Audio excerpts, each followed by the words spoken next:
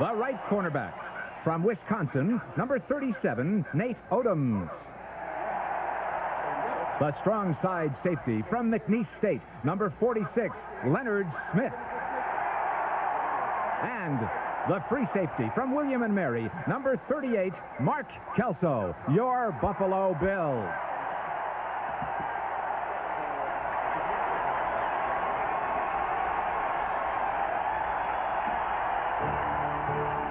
The winner gets the Bengals in Cincinnati a week from today. They'll be a step away from the Super Bowl at Joe Robbie Stadium in Miami. In just a moment, we turn it over to Marv Albert and Paul McGuire for the call of the game. For Coach Don Shula, The National Broadcasting Company presents the National Football League.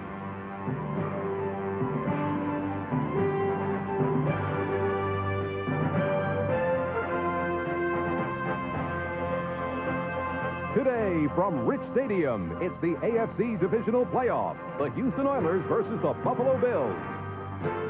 Brought to you by Ford and your Ford dealer. Have you driven a Ford lately? By United Airlines, rededicated to giving you the service you deserve. Come fly the friendly skies. And by Budweiser and Bud Light, who'll also bring you Bud Bowl 1 coming January 22nd on NBC. It is another capacity crowd. Better than 80,000 are here at Rich Stadium in Buffalo to watch the Buffalo Bills in their first home playoff game in 22 years. That is 22 years to the day when home for the Bills was the War Memorial Stadium, affectionately known as the Old Rock Pile, located in downtown Buffalo. And on that day, January 1st, 1967, it was Mike Garrett of Kansas City with some dazzling moves, helping the Chiefs to a convincing 31-7 win over Buffalo, propelling Kansas City to Super Bowl I and a meeting with the eventual champion, the Green Bay Packers. And this is the program from that game 22 years ago. I noticed a number 55 punter linebacker for Buffalo, a young kid by the name of Paul McGuire, by golly. Yeah, it was a bad day that day. It was raining. It was also a bad score. They killed us. They really did. They hurt us bad. Well, I'm Marv Albert, and this is the 1989 version of Paul McGuire. What about the weather factor today? Obviously a concern of Houston, but the weather is just fine here in Buffalo. I think this weather hurts Buffalo. They wanted to see snow or rain or whatever and a lot of wind. Houston coming in here, they're prepared for a bad day. They have a beautiful day, and they love it. When do you see the fog setting in here? No fog, no clouds. A few helicopters up there, but that's about it. Let's get to the basic storyline. When Houston has the ball, what do you look for as the key matchup? Well, the key matchup has to be 330-pound Bruce Davis trying to handle Bruce Smith. Bruce Davis is not as agile. Bruce Smith is probably the best defensive end in the National Football League. Can he control him? All right, and also part of the story, as mentioned by Bob and Ahmad on the pregame show, Shane Conlon definitely out with that foot injury, so Scott Radisick will go at the inside linebacker spot on the right side right throughout. How about when Buffalo has the ball? How do you figure things? If Buffalo wants to run the football, Bruce Devlin has to be able to block Ray Childress. If he can't do that, Buffalo can't run. Well, the Houston Oilers have won the toss, and they will receive. Houston 10-6 in the regular season as you look at 31 degrees and a sunny forecast for this afternoon. Last Saturday in the AFC Wild Card playoff game, Houston beat Cleveland 24-23 for the Oilers, their first road playoff game since beating the San Diego Chargers back in December of 1979. And the Buffalo Bills, 12-4, first in the AFC East, but Buffalo dropped 3 of its last 4 games. Their last game 2 weeks ago at the Hoosier Dome in Indianapolis, and the Colts came from behind to win it, 17-14. Set for the kickoff, and the kickoff sponsored by Budweiser, the king of beers. Scott Norwood teeing it up, and Lorenzo White, the rookie from Michigan State, is back deep He was the key man on kickoffs last week because he is more accustomed to the cold weather. And we're underway. The winner goes up against Cincinnati for the AFC Championship. Spencer Tillman on the return. And excellent coverage by the Bills, who are number one in that department in the NFL. Mike Rozier in the starting lineup, despite the bruised ribs. And the outstanding combination of Drew Hill and Ernest Givens. A huge offensive line for Houston Oilers. Bruce Davis, Paul mentioned a moment ago, 6'6", 315 pounds. In his 10th season out of UCLA, and Warren Moon, who came back from the shoulder injury, has had an outstanding season. First down at the 21.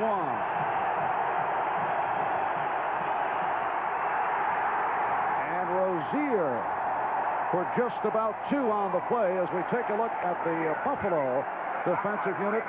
Art Still and Fred Smerlas, who sat out in the last game 2 weeks ago against Indianapolis, although Smerlas played in that opening series, along with Bruce Smith, one of the best front threes in the NFL. Radisic for the injured Conlon.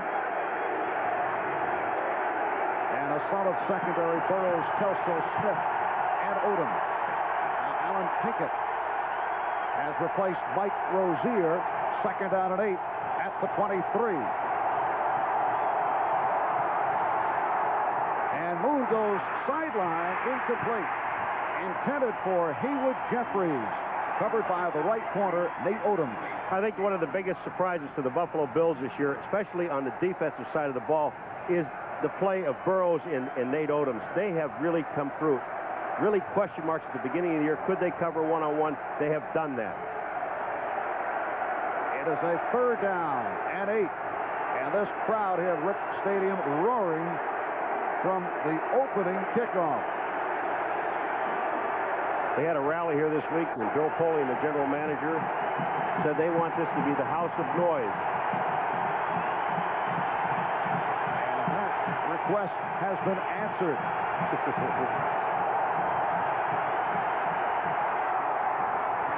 Moon incomplete.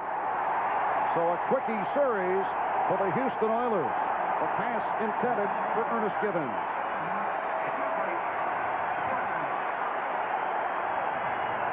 Bruce Smith is going up against Bruce Davis, and just take a look at it. Bruce Smith is lined up way to the outside. Here's Davis getting that drop, which he has to do, and forcing Smith way to the outside. Actually, Moon rolled away from the play, so Smith didn't have a chance anyway. Here's the rookie from Michigan State, who has certainly had his ups and downs.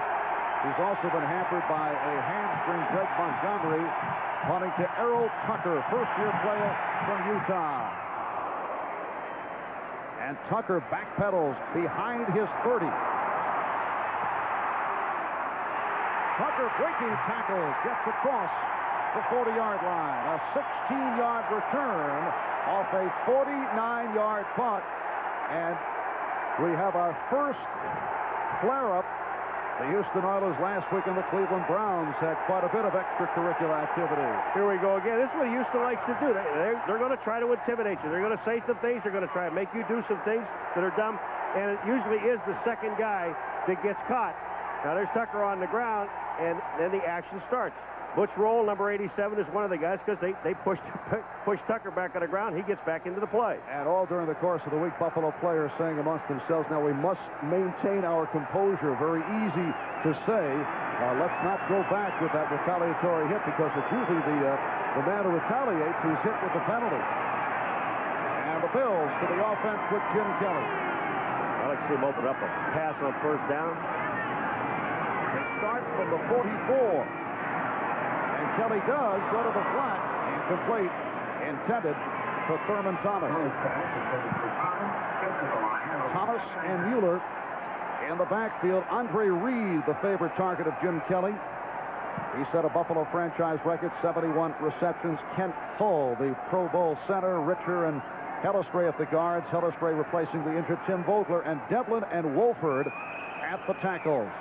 just underway here in Buffalo. And the Bills in their first series, 2nd down and 10 from their 44-yard line.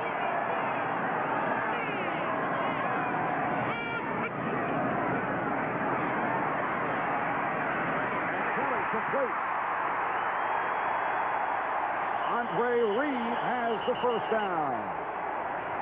Steve Brown, the left corner, and Eugene Seal, inside linebacker, on the stop. The whole defensive line of Houston fell down. They had a stunt working in the middle, and as they were moving in and out, 3 of the players fell down, and not a block was laid on any of them. And that is Seal shaken up. He is an important man on the special team coverage of the Houston Oilers in his 2nd season of Lamar. Buffalo first down at the Houston 45-yard line. Minute and a half gone by. Just underway. Surprising offense. Very unusual for Buffalo to come out and not run the ball yet. On his back is Jamie Mueller. And Kelly throwing again. He has Thurman Thomas for 7 more, but a penalty marker is down. The referee today is Gordon McCarter.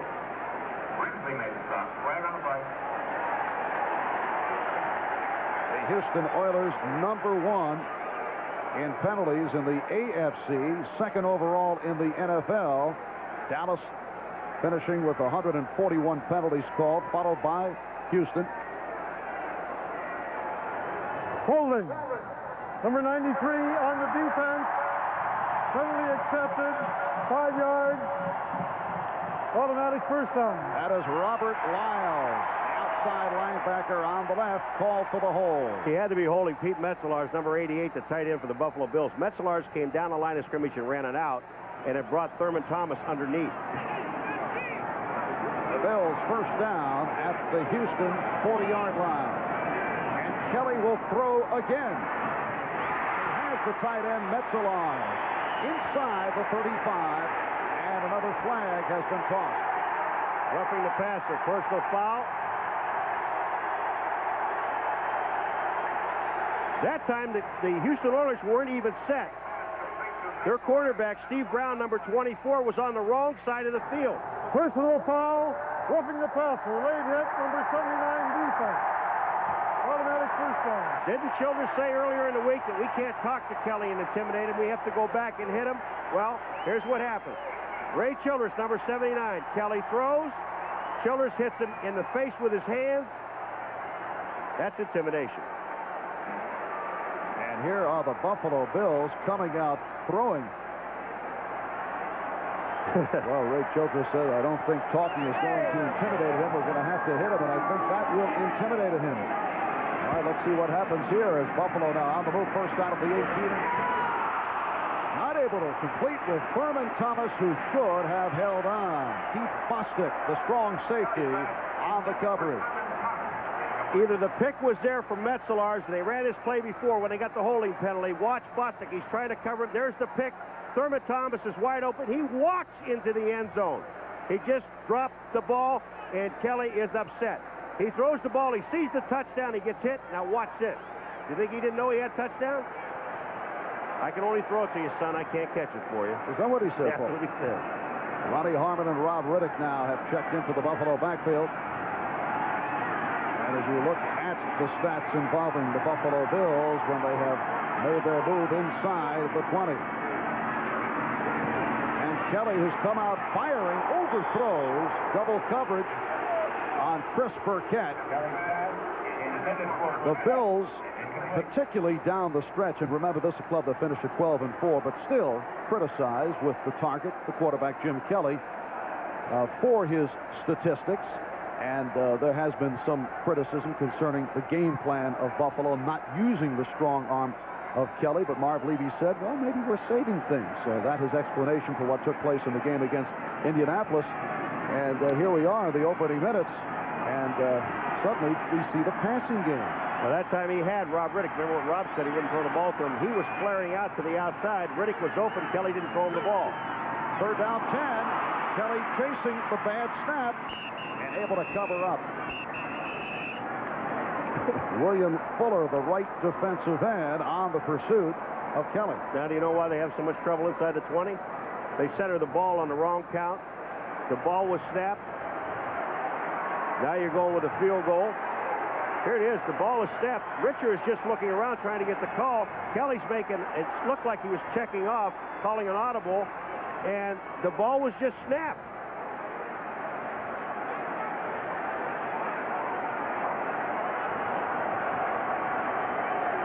And this will be a 50-yard attempt for one of the best field goal kickers in the NFL, Scott Norwood, who's hit 21 of 24 here at home at Rich Stadium. The holder, the punter, John Kidd. Long-range attempt. Away. And well short of the mark. So the Buffalo Bills drive is stalled with 3 minutes, 10 seconds gone by. The Houston Oilers, after knocking off Seattle in a wild card in overtime, reached this level in the AFC divisional playoff, but they certainly had their problems against the Denver Broncos, and the Broncos won 34-10 at Mile High in Denver. Marvin, it really, when you're in a situation like this in a playoff game where the loser goes home, it isn't the physical teams that go against each other that's going to make the difference. This is a time of the year when it's all mental. If you can't get yourself ready, if you make mental errors like the one the Bills just made there, you can't win football games doing that. That's the bad snap that led to the 50-yard field goal attempt. And Norwood not able to connect. Houston takes over at their 33-yard line. And Moon having some difficulties. Here's Rozier. Stopped by Art Still, a 4-yard advance for Mike Rozier, who had a terrific season. He ran for 1,002 yards, the first Oiler since Earl Campbell back in '83 to hit the 1,000-yard mark, scored a personal high, 11 touchdowns. Houston, a team that likes to call audibles. And that is where the noisy crowd can come into play and provide problems with Warren Moon. They said that most of their offenses went off of audibles. Certain defenses are going to move, and the Bills are moving their defense around. Second down, 6. Highsmith short of a first down, about 3. Bentley and Radisic combining to make the tackle. You know, when you talk about playoff experience, a year ago when you showed that game in Denver, there were only 4 players on the Oilers that had played in a playoff game, and that was their first game. It was the wild card game against Seattle that they won in overtime. This year, there are 37 players. On the Bills, there are only 8 with NFL experience.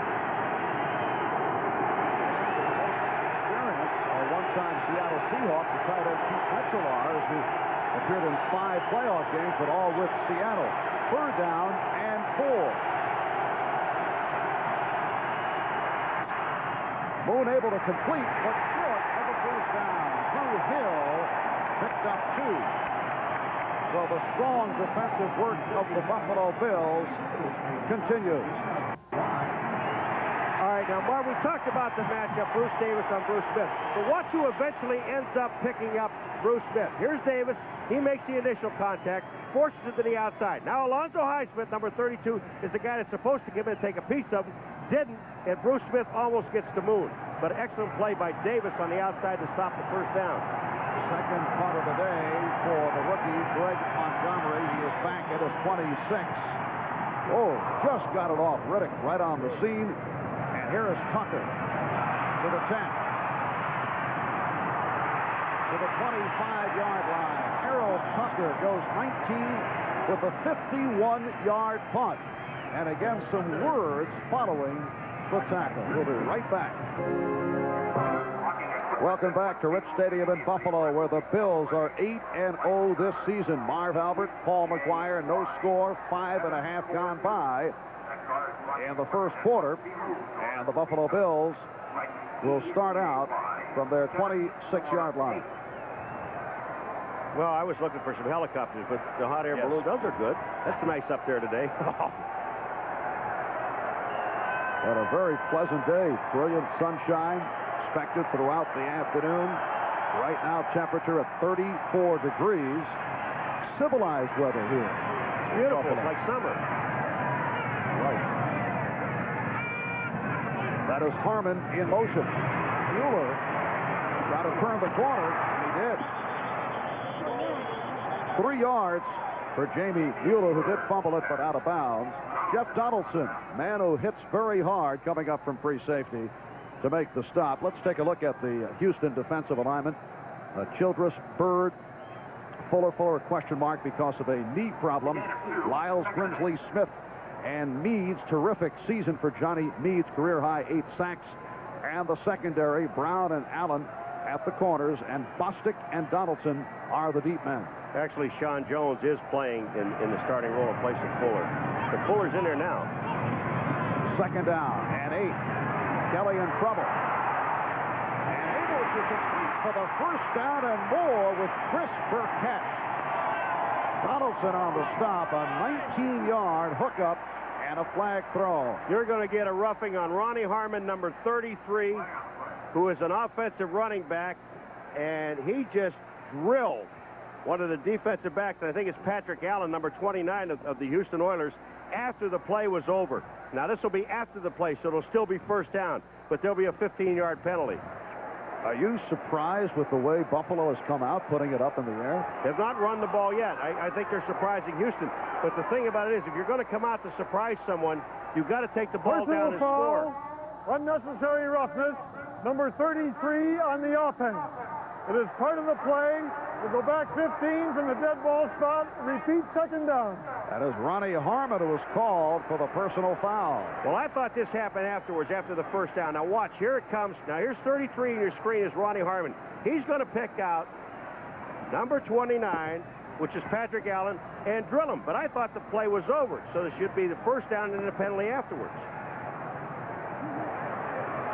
So much for that theory. Thank you very much. Another reason why I'm not an official. 2nd and 3 at the 33. And Kelly going sideline. Intended for the running back, Thurman Thomas, who is covered by Keith Bostic.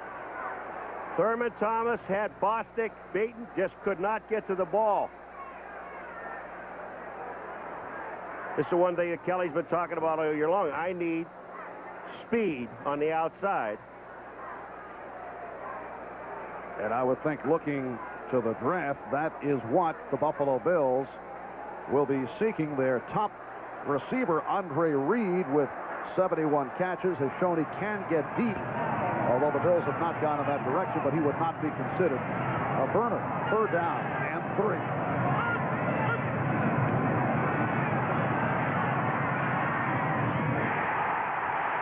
Bills have the 1st down with Burkett.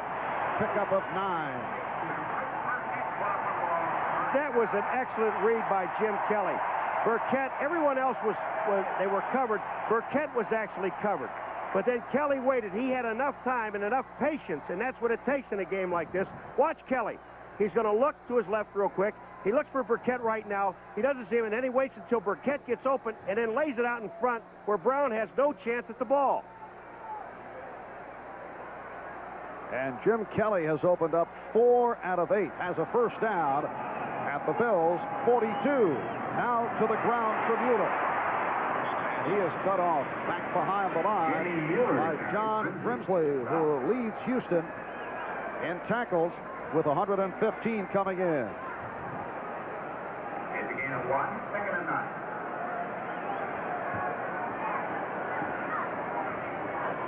They're calling it a 1-yard advance, a 2nd and 9. This must be a new wrinkle. They're trying to get Jamie Mueller, who is the fullback, and obviously not fleet of foot like the running backs are, and they're trying to get him wide. 7 minutes remaining in this 1st quarter with no score. A lot of movement. Penalty flags down as Kelly goes incomplete. Tony pass intended for Rick was hit. There's a flag on play.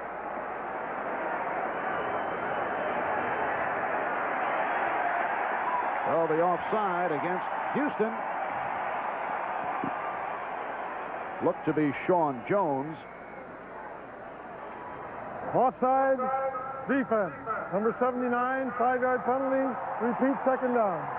Well, no, they say Ray Childress, the left defensive end, in his 4th year out of Texas A&M, made it to the Pro Bowl, 8.5 sacks for Childress.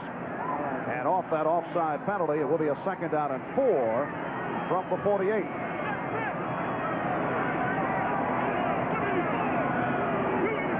Now Burkett wide left. That is Reed, 83 in motion. Back to the ground. Thomas breaking away.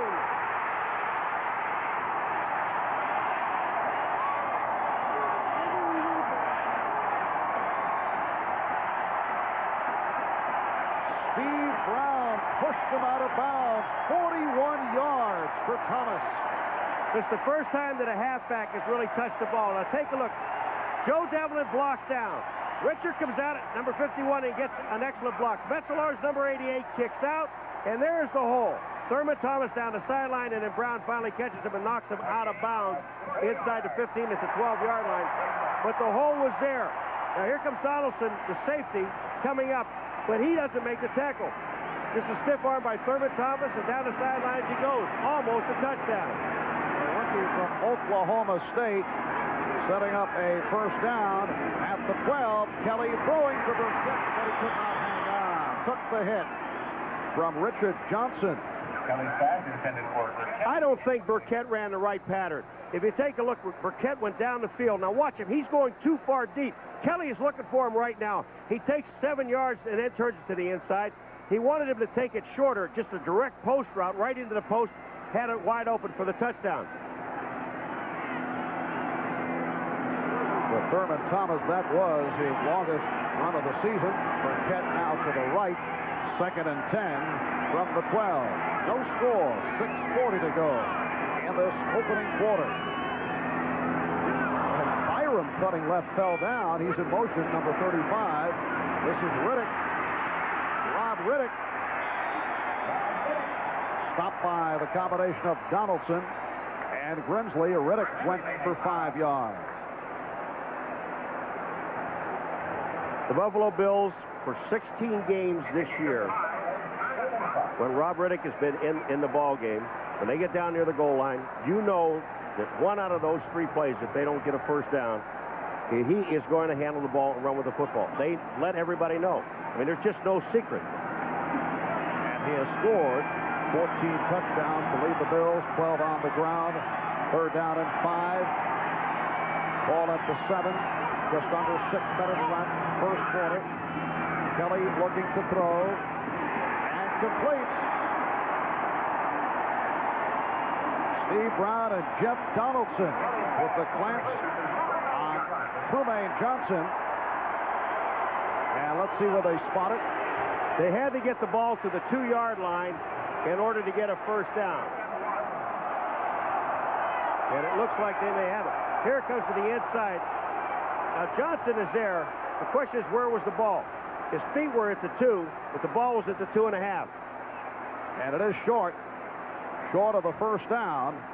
And the field goal unit is on the field. Scott Norwood earlier missed from 50.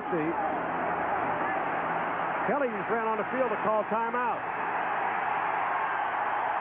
And that may mean that there will be a change of decision. Let's see. All right, timeout called. We'll be back here in Buffalo in a moment. Called for the timeout. They wanted to check the measurement, and there it is. It is 4th and inches, and now Marv Levy will go for the first down or the touchdown. Marv, I do not agree with this. You're in a playoff game, and this is do or die. You put points on the board. They have a chance to put 3 points on the board. I don't care if they make it or not. I'm just telling you something. I would never make this decision. Leonard Burt, number 61, is checked in as a tackle eligible. Metzelar's fell down. He's in motion. Slippery field. Kelly looking end zone, and it's deflected, broken up. I'm telling you, I think you might have had a situation here where players talk to coach into going for it, and you don't do that. Not in this game. There are no points on the board. You put 3 up when you can. And And what does this do now for the Houston Oilers? It just picks this team up totally. They've stopped Buffalo twice down in this territory in Buffalo's hometown. And take a look at Metzelaar slips. He can't get out. There's holding there. Brown grabbed a hold of him. But Metzelaar's across. The Donaldson, number 31, is the man that knocks the ball away. That ball had no chance of getting there. So the Oilers take over at the 2, and the house of noise has erupted. 5:07 remaining, first quarter, and we have no score.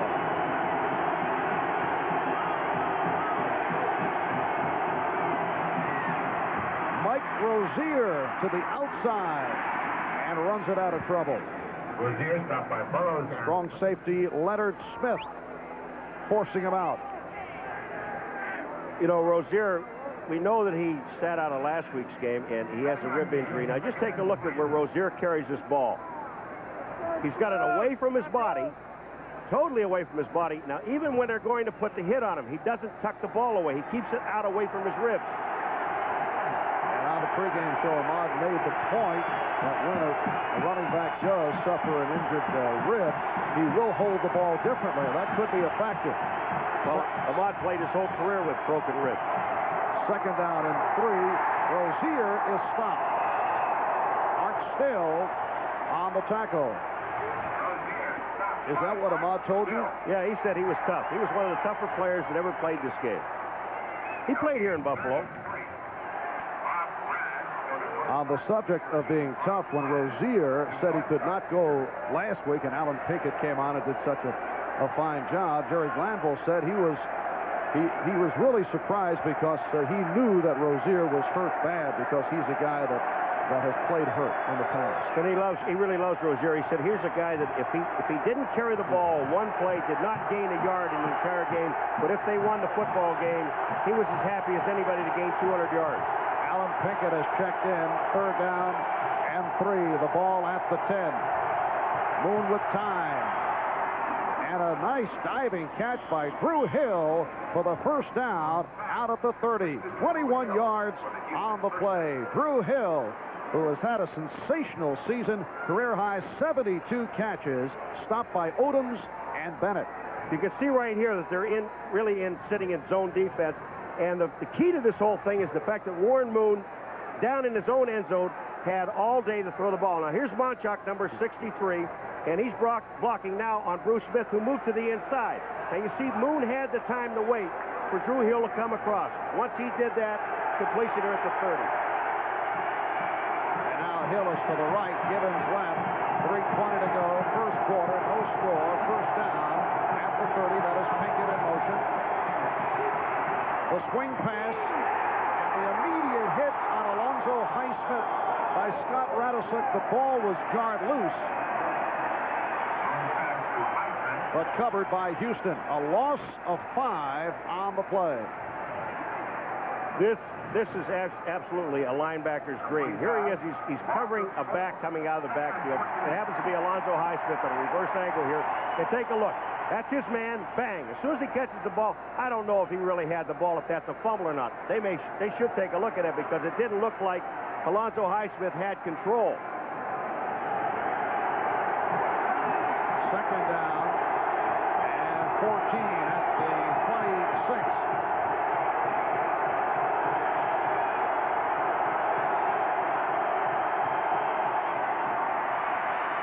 The snap went to Rozier from time to time. The Oilers will do that. Another fumble, but recovered by Houston. Ray Bentley on the stop. So Mike Rozier, the running back, taking the snap. Actually, Bentley came up with the ball, Marv, but they said that the runner was down by contact. And once that's done, nothing else happens. Here's the snap back to Rozier. Bentley comes in. He doesn't strip the ball away, but the ball, he is down. There's no question about it. Rozier's knees are down, and the ball comes back to Bentley, but now it's 3rd and 10. And again, the crowd rises. A minute 45 remaining in this first quarter.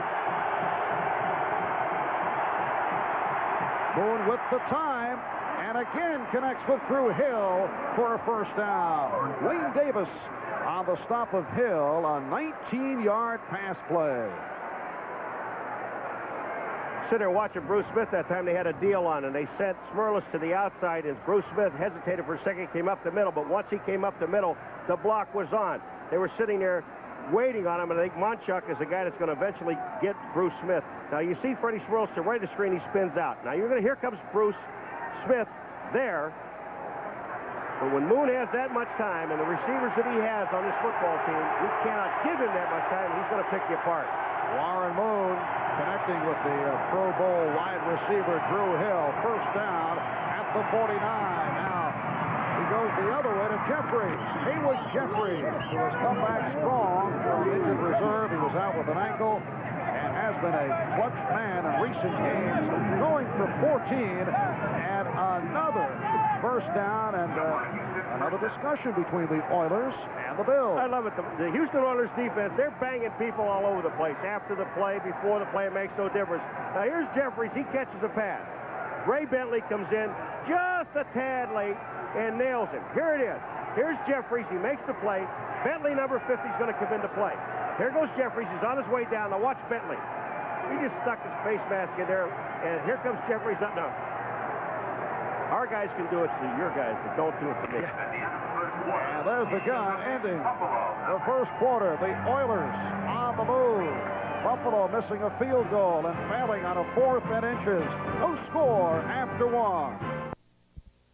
The Buffalo Bills going for that for the touchdown rather than the short-range field goal. Cannot believe they didn't kick the field goal.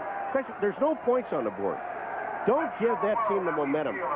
Houston is high enough in this game.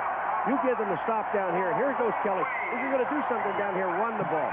But to throw the ball, Donaldson tips the ball away. There's just no chance for the touchdown here. Let's see, Donaldson's right there in the face. You give up 3 points. That puts you on the board first, and that's psychological. And it was a pass-happy Buffalo Bill offensive unit in that first quarter. Trying to cross up the Houston Oilers. Buffalo's pretty even as far as the stats are concerned. The only important stat is that scoreboard. Second quarter underway, and here is Moon on the option. Cornelius Bennett making the stop. 3-yard advance for Warren Moon. Moon's laughing. He's talking to Bennett. Now, Cornelius Bennett comes upfield. Now, I think Warren Moon was looking for a pitch man, and it just stunned him. Here comes Moon out by him. He said, wait a minute, you're not supposed to have the ball. You're supposed to be pitching the ball. But he goes right back and catches him. There is Cornelius Bennett. Came to the Bills midseason last year in that blockbuster 3-way trade involving Eric Dickerson. Pro Bowl man this season, one of 6 Bills to make it to the Pro Bowl. Second down and 7 at the Buffalo 34. And Moon going deep sideline, intended for Curtis Duncan, who was covered by the left corner, Derek Burrows. Duncan had no chance at this ball. Burrows was there. Duncan looked like he might have had a step on him. Burrows is sitting there. He hand chucks him right there. This is all legal, but this is running step for step. That's perfect coverage. There was no chance for the ball because it was out of bounds. There's Derek Burrows. Been banged up this year. Ankle injury. Bruised jaw. Reminder to our viewers, we'll be selecting the Budweiser most valuable player for today's game at the conclusion of the ball game. Third down and 7. And down goes Moon. Bruce Smith, who had 11 sacks during the regular season, finishing second in the AFC behind Greg Towson of the Los Angeles Raiders, comes up with the first of the day. The Buffalo Bills that time with 4 defensive linemen. And this time they move Bruce Smith to the inside over the center. Now he makes a move past Pinson, and once he does that, the guard to the right-hand side did not pick him up, and that was Matthews. Bruce Smith was free. And Smith now with a sack in 5 straight games. So the punting unit is on. Greg Montgomery for the 3rd time. Punting to Errol Tucker. And it's blocked. Almost blocked in his last attempt. And the Buffalo Bills with the block punt recovering third punt blocked by the Bills this season. The strong safety, Leonard Smith, the man to get to the ball. But Marv, the other time they had 10 men on the line of scrimmage. This time they only have about 5 or 6 guys. And they're all standing back there like they're not going to rush. And then they just send Leonard Smith right up the middle. He makes the block. Just a perfect call. I don't think Houston was waiting on it.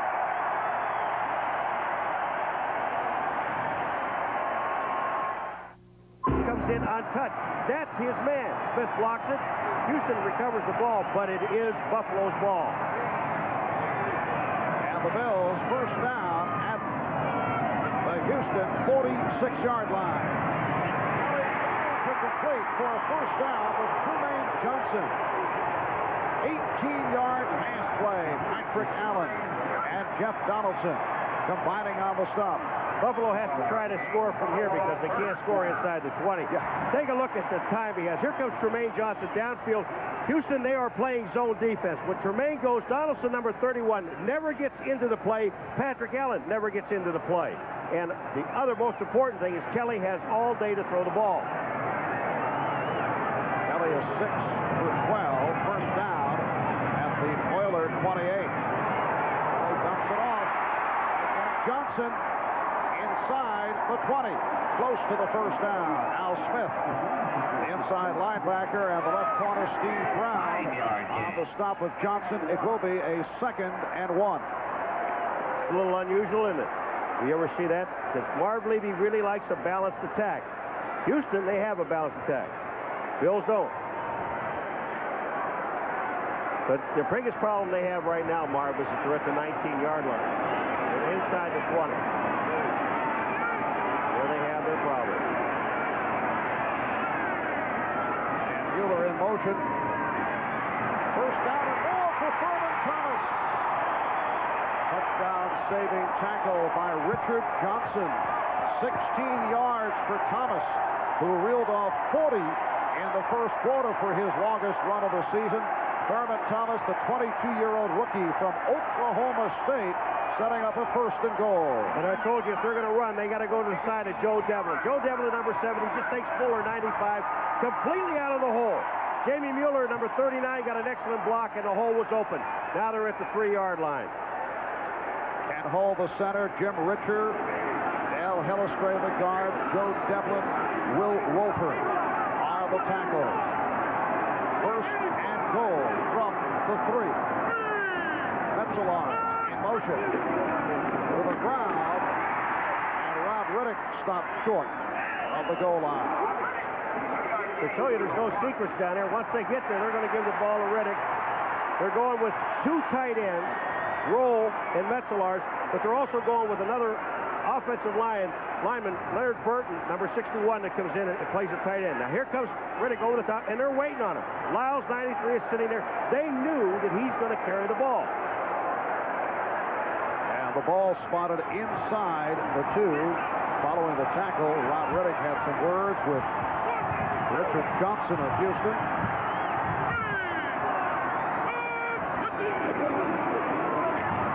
And Riddick able to battle his way through for the touchdown. And Jim Kelly involved as he had some words with several of the Houston defenders. And the linemen are trying to tell Kelly, just get out of there and get off the field. You have no business being there. But you talk about continuous effort of Rob Riddick. He just never stops. When he gets down near the goal line, he honestly believes that he should score every time he touches the ball. Kelly falls down, but he gets the ball to Riddick. He bobbles it, takes a look at the ball. Now watch, he stopped there, but his continuous effort with his legs driving to get him back into the end zone for touchdown.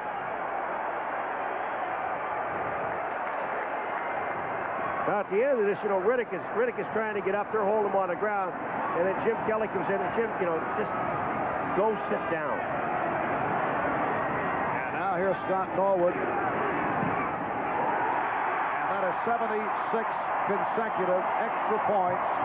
A Buffalo Bills record for Norwood.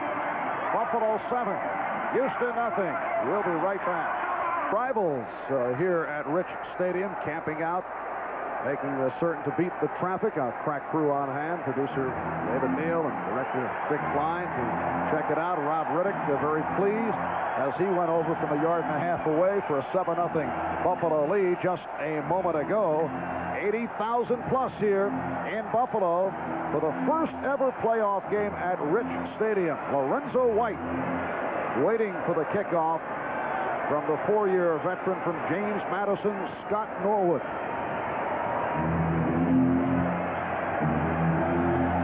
The winner today faces Cincinnati next Sunday in the AFC championship game. And White will run it out. And he is stopped across the 10. Excellent coverage again by the Buffalo Bills, led by the one-time Houston Oiler, Steve Tasker. You know, on his scoring drive, 5 plays, 46 yards, took up 3 minutes. But Rob Riddick, Kelly falls down, and Riddick, because of the experience in the back, his most important thing is that football. Got his composure, made sure he had his hand on the ball, and then a continuous effort to get the ball into the end zone. That's hustle. That's experience. And the Oilers hearing it from this crowd. It's a 1st and 10 from the 11. Alonzo Highsmith, Mike Rozier are the running backs. Rozier. 2 on the play. Ray Bentley, the inside linebacker, was right there. You know, on a kickoff, this team, they lead the league as far as stopping them. Number 89 there is Tasker. You think he's happy? Watch this. Oh, and he missed it. Man, if you're going to, you got to make the thing, Steve. You got like 2 4s. And Steve Tasker made the Pro Bowl last season for his special teams play, hampered by a knee injury this year. 2nd and 8 from the 13. 5 minutes gone by. 2nd quarter. Buffalo 7. Houston nothing. Boone again got the time. Hard hit. And it is ruled incomplete. Wayne Davis applying the hit on Drew Hill. Okay, Warren Moon, he's got to think about Bruce Smith making that sack in the last series of downs. Got some happy feet. Moon is backing out, moving around. You've got to have total confidence in your offensive line to stay in there. Now, I know he's been sacked one time, and it's easy for us to say sitting up here. But in a game like this, you must be patient. Kelly has been patient throwing the football. Moon has to do the same thing. Warren Moon facing a Buffalo team that is first in the AFC in total defense. 3rd down and 8.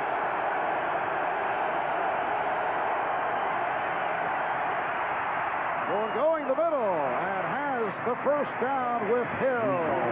Leonard Smith, the strong safety on the stop, and Drew Hill and Warren Moon combined for 21 for Hill, his 4th reception.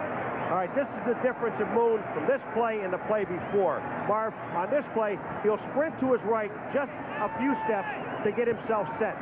Now he sets up. No happy feet. Just waits now, sees Drew Hill coming across. Actually, nobody on him. Hits him for the 1st down. Happy feet, the criticism of Warren Moon earlier in his career that he would bail out at times, would not hang in. 1st down at the 34. Moon cannot find anyone. And able to come back and locate Highsmith right at the 40-yard line. Bennett Burrows bumping him out. Now, all right, the man with the happy feet. Warren Moon that time really does all this himself. And he's going to tell Alonzo Highsmith, come on back to me. He's looking around the field. Freddie Smirlos, number 76, is putting some pressure on him. Moon's going back looking for Ernest Givens, 81. He's not open there. So he sees pressure, he goes back. Now watch it. His hand says, Alonzo, come back to me. I'll get the ball to you. We can pick up 7. It's a 2nd down and 3. Good block by the center, Jay Pennison, to buy some time for Moon. And let's see, referee Gordon McCarter preventing the... The Houston Oilers from... Please reset to 12 seconds. 12 seconds on the clock. The play was reviewed and stands as ruled. Second down. Well, apparently the question concerned that last reception by Highsmith on the sideline as to whether he was in bounds. It was reviewed. The replay official today is Mark Burns. And the 30-second clock reset now to 12. So the catch was ruled as a good catch, complete. And we're set to resume. Second down and 3 at the 41. 8.5 left. First half, Buffalo 7 and Houston nothing. And Moon picks up the first down with Jeffries. 7 on the play. Odoms made the stop. One of the bigger receivers on this Houston squad, 6'2", Haywood Jeffries. Haywood Jeffries goes down and just sets up right beyond the first down marker. There's 4 wide receivers in the game. Leonard Smith, who is a safety, is out there trying to cover him. He knows he has to give him the cushion because of not only his height, but his speed.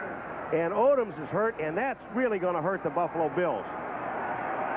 Nate Odoms, the right corner in his second season out of Wisconsin, hobbling over to the sideline. He's been replaced by Kirby Jackson, and now the Bills call for a timeout. 8:08 left, first half. The Bills 7 and the Oilers nothing. Well, a Happy New Year, and we welcome you back to Rich Stadium in Buffalo. Marv Albert, Paul McGuire. The first time that Buffalo has hosted a postseason game since January 1st, 1967. 22 years to the day when the Bills were beaten by the Kansas City Chiefs. Chiefs going on to Super Bowl I. NBC August are doing a very fine job today, Paul. You'd think their lips would get cold being out here, but it is in the, almost 35 degrees here, which is a balmy day. When the Houston Oilers are going with 4 wideouts, 4 wide receivers, and what that does is it forces the Buffalo Bills to go with 3 defensive linemen, 2 linebackers, which will be Talley and Bennett, and then 6 defensive backs. And this is where when you go with 4 wides, you keep Alonzo Highsmith in the backfield. What you're saying, and this time they have Pinkett back there now, is that you have the confidence in your offensive line that they can handle these guys no matter what they throw at them. Houston first down at their 48-yard line. 7.5 left, first half. And this is Pinkett. Stopped by Bruce Smith. Alan Pinkett last week against Cleveland. In only his 3rd start of the season, rushed 14 times for a game-high 82 yards and 2 touchdowns coming off the bench to do a terrific job replacing the injured Mike Rozier. Well, you look at Bruce Smith now. He stands up right on Bruce Davis. He holds him up, locates the ball, and makes the play. It is a 3-yard gain, but here is a key matchup that we talked about at the beginning. Bruce Davis must contain Bruce Smith. But the problem is that Bruce Smith is moving all over. He's lined up on 3 different people so far. Second down, 7 from midfield. 85 Hill coming over to the right. And on the draw, it is Highsmith breaking loose. Alonzo Highsmith. Kelso and Smith able to chase him down. You could have called a better play. They had the Buffalo Bills with Bruce Smith coming upfield, Freddie Smerlas, number 76, taking it inside. And when this happens, here comes Bruce Smith.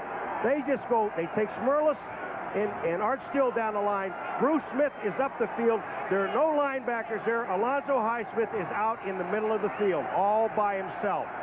Now they're inside the 20. A 31-yard run by Alonzo Highsmith in his second season out of Miami, making it back strong from that shoulder injury and arthroscopic surgery. First out at the 18, and Moon on the option. Making his way inside the 15-yard line, the outside linebacker, Darryl Talley, on the stop. You know, it's a pretty play to watch, Marv, the option. But only in college.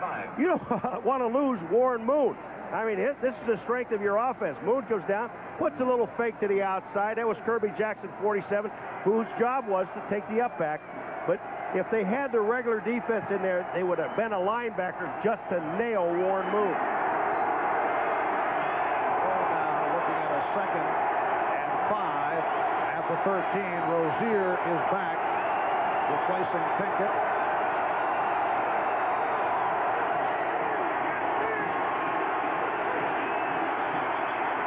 Delay a game. Ernest Gibbons very frustrated. You can see him jumping up and down in anger, and Warren Moon unhappy. And his unhappiness directed at Cornelius Bennett. Delay of game. Offense, 5-yard penalty, still 2nd down. Paul, is that a problem with the noise? It really is, and you're down into that real close section down there, and they, as you talked about before, they do a lot of audibles. Now here comes Bennett down the line. Moon is just standing there, and Cornelius goes up. He really did not hit him that way. He just wrapped his arms around him, and Moon is a little frustrated because he couldn't get the call off, and now he's mad. But Bennett did. Bennett didn't do anything, damaging. He just went up and kind of hugged him. Yeah, very, very affectionate call. It was. He just wrapped his arms around him. 2nd down 10 at the 18. Buffalo 7. Houston nothing. 4:45 left, first half. And Moon goes the middle, incomplete. Intended for Gibbons. You talk about a great block. Alonzo Highsmith just got a sensational block, and Drew Hill is down in the back of the end zone. Shaken up. Apparently all right. Alonzo Highsmith, his job is to step up and keep Bennett, if he blitzes from the outside, to put him down. Here comes Bennett. Here comes Alonzo. Down goes Bennett. And Alonzo stays with him. He doesn't let him get back up and get to move. That's tremendous. 3rd down 10 at the Buffalo 18. And Moon couldn't find anyone and just throws it high and far. Gibbons in the area, covered by Jackson.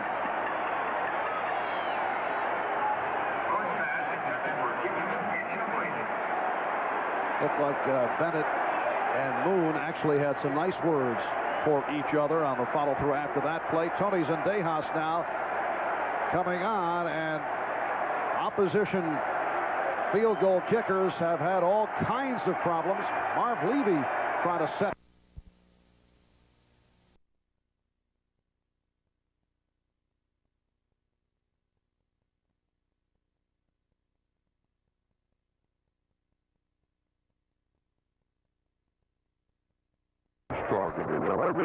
Well. 4.5 minutes remaining, first half. Off the 35-yard field goal by this man, Tony Zendejas. It is now Buffalo 7 and Houston 3 as Zendejas gets set to kick it off. Tucker, Riddick, and Harmon are back deep. And here is Errol Tucker finding the hole and reaching out across the 25-yard line. A 22-yard return. We talked to Glanville about this man, Alonzo Highsmith, and this is what he said. He's the best blocking back in football, and it's worth seeing again the block on Cornelius Bennett, who's one of the better linebackers. But Highsmith just stays with him. He sees Cornelius coming in. Now he gets down to his legs. But not only does he make the block here, but when Cornelius gets back up, here comes Highsmith back again. He doesn't quit on the block. Alonzo Highsmith reeled off a nice run that led to the field goal by Zendejas. First down from the 28-yard line. And Kelly throwing on first down once again. Andre Reed for 12 yards. Steve Brown, the left corner, made the stop. Andre Reed and Jerry Glanville, even talked about him. He said he's one of the most dangerous receivers in the National Football League. And that ball is up in his shoulder to total concentration. Brown has excellent coverage, just can't stay with him. First down at the 40. Just under 4 remaining first half.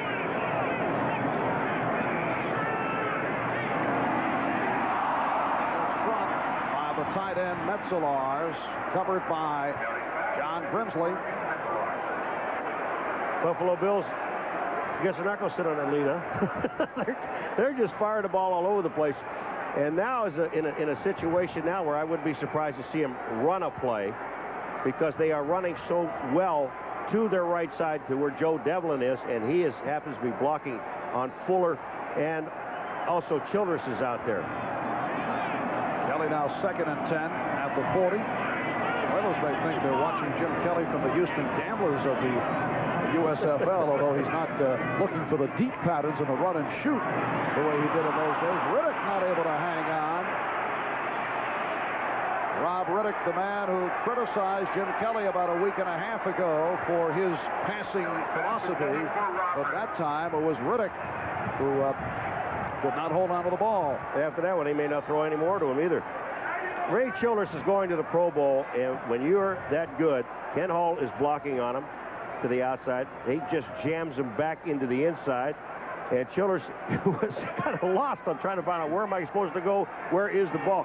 The Houston Oilers cannot win this football game until they get some heat on Kelly. 3rd down and 10 from the 40.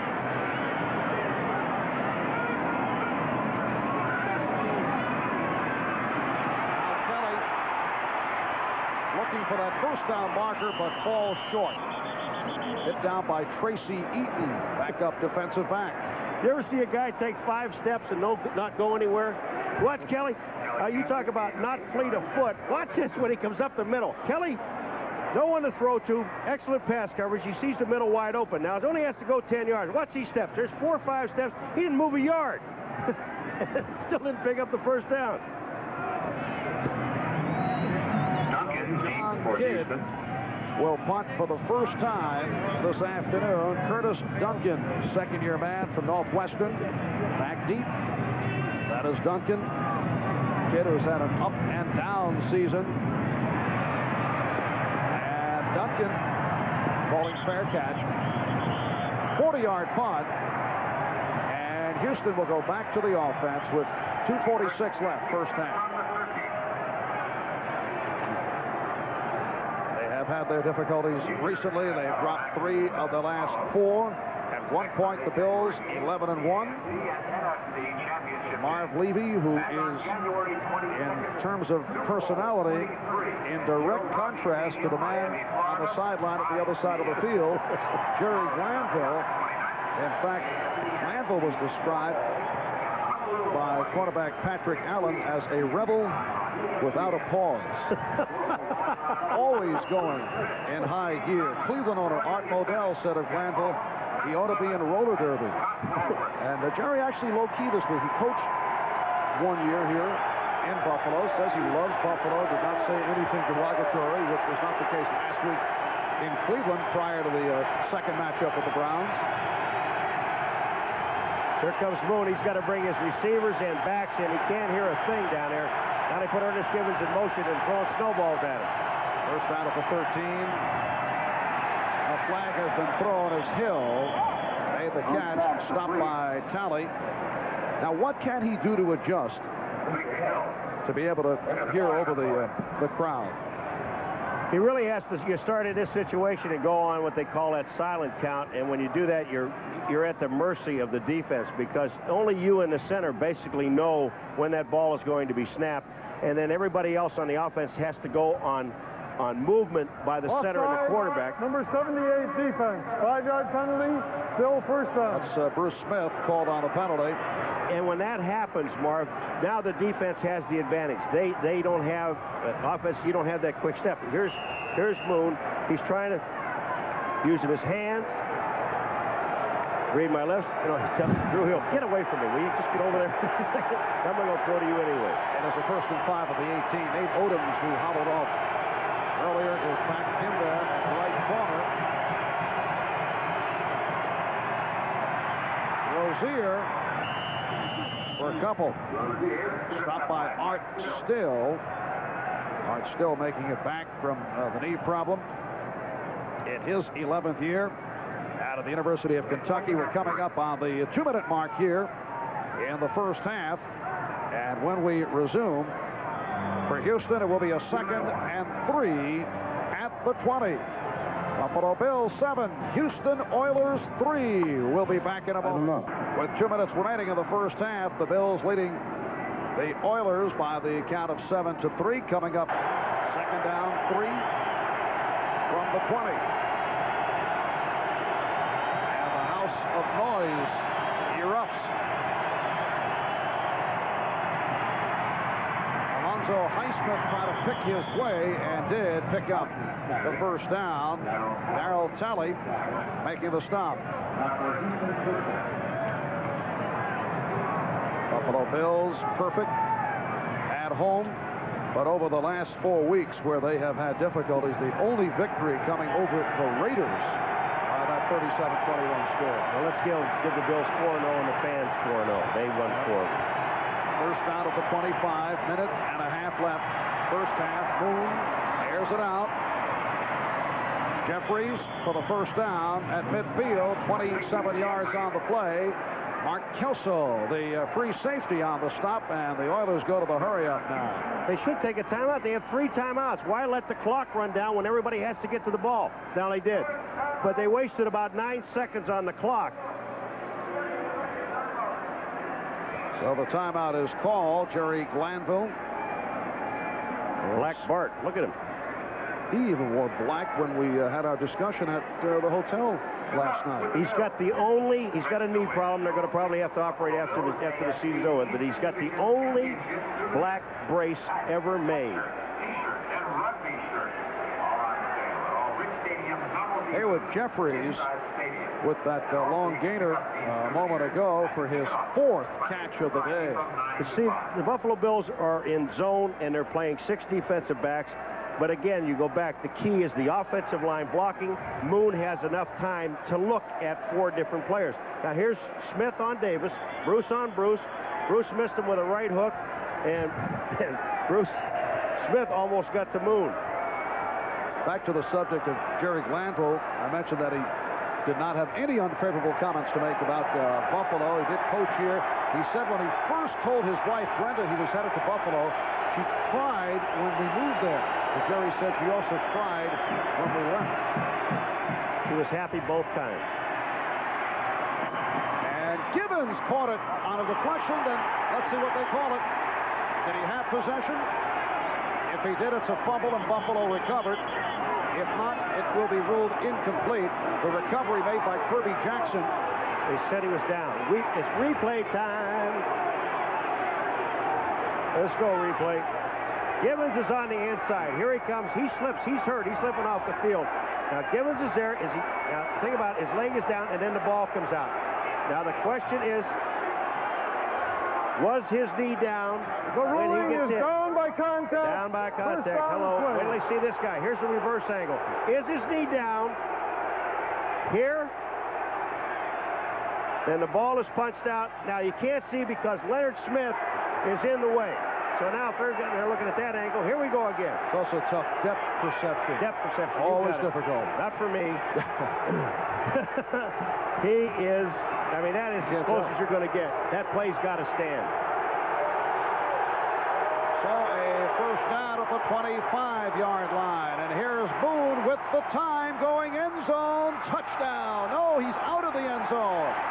He caught it out of the end zone. Drew Hill did not have the 2 feet in. Did not have control of the ball. The ball was there. He hit the goalpost at the end of it. Drew Hill is still down. He was down a little while ago in that same position. But he did not have control of the ball. It would have been touchdown. Moon put it right where he had to put it. No one had a chance. Must have the 2 feet in and control. Yeah, you see he's bobbling the ball here. I'm going to tell you what. They better take another look at it, because if the only one the foot that's going to be in jeopardy here is going to be his left foot. Because Drew Hill, when he catches here, watch here, now he bobbles it. Pulls it into his arms and both feet down. Now, are you going to give it to him if he has it with one arm or 2 arms? And Hill is obviously shaken up. It had been a very quiet day to this point in terms of replays. The replay official has Mark Burns. He is the only replay official who is not a former game official out of the league office, works in the officiating department with Art McNally. And right now the concern is for Drew Hill. They just lost Ernest Gibbons. He walked off the field limping. Drew Hill is up, shaken up. The question is, and I think that he really didn't have control because he brings it to his shoulder pad, but he is bobbling the ball as he's going to the end zone. That pass is absolutely perfect. You know, bring it up to his right shoulder with one hand. Here is that control. Now his right foot touches, his left foot is dragging. If they call that control, then he hits the goalpost with his head.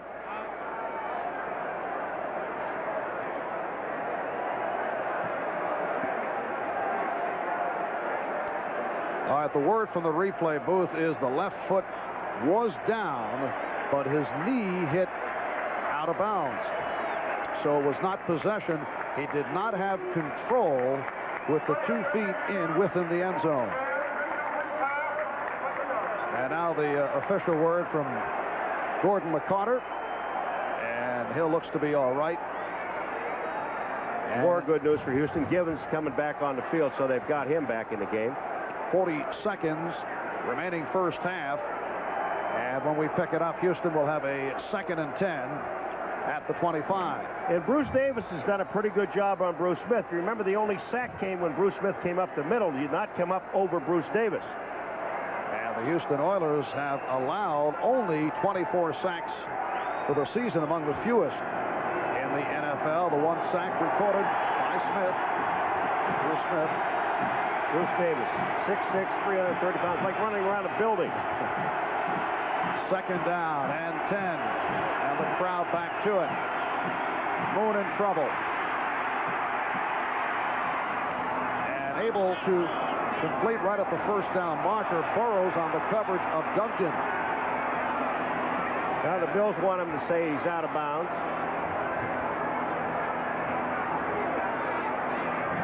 Derek Burrow. Everybody's an official today. You know, players don't only play, they're also officials. Here we go now. Duncan goes out. Moon scampers and he sees him coming back. Duncan does a smart thing. He comes back. And now what they're saying is here he catches the ball, but he stopped his progress so he couldn't go out of bounds. And he said he didn't get out of bounds, but he does. But Moon does a great job rolling out to the outside. And then again, we get officiating by all of the players. Everybody likes to officiate. And by getting out of bounds, he did stop the clock. 31 seconds remaining. It's a 3rd down and 1. 31 seconds left in the half. A lot of movement. Fumbled on the snap. And the penalty marker is down.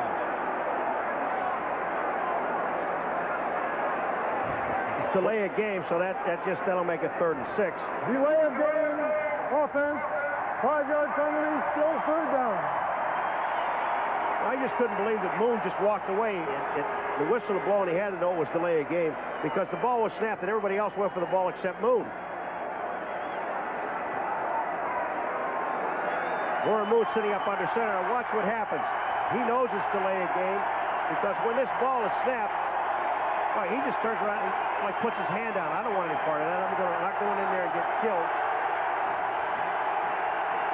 3rd down, 6 at the 21. Jeffries to the left, Duncan right. Highsmith, the lone deep back. And Moon with time. Incomplete. Leonard Harris covered by Wayne Davis. Harris, the 3-year man out of Texas Tech, who has come up with only 10 receptions this season. And now Zendejas will check in. One thing, look where this ball is thrown. That ball should have been caught, even though Davis made an excellent play on the ball.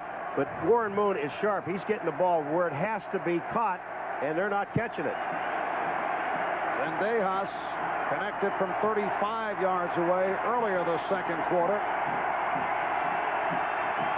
This, a 39-yard attempt that is blocked.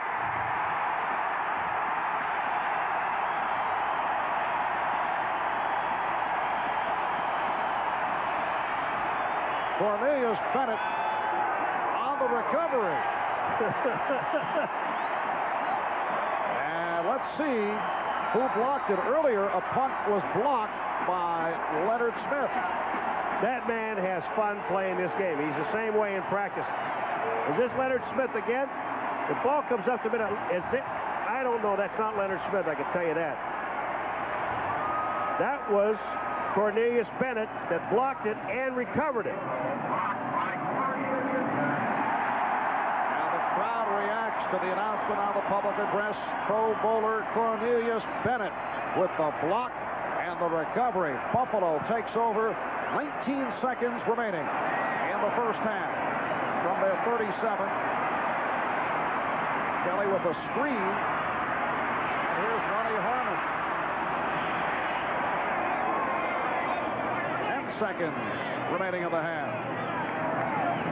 Kelly's pass complete to Ronnie Harmon. Will Wolford, number 73. He'll be all right. They're not going to go out of the game. Kelly stayed in there and stayed in there. And then finally, this was a screen pass, and it finally hit Harmon with the ball.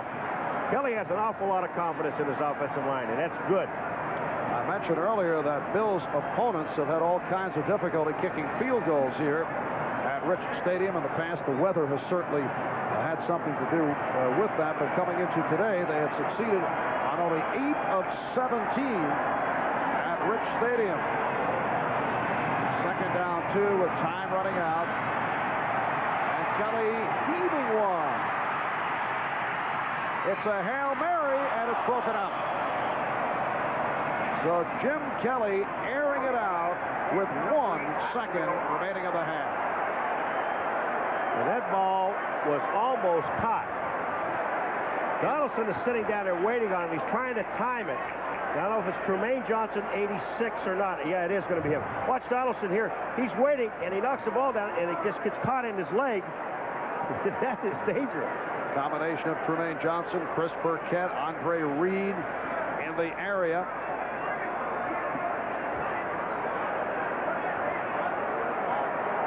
Marv Levy and his Buffalo Bills leading the Houston Oilers by the score of 7-3.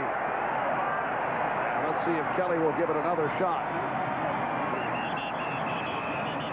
Play is blown dead. Well, we know one thing. Can't end on a defensive penalty. Delay of game, offense, 5-yard penalty, because still they'll put 1 third down. second back on the clock, so they still have a play.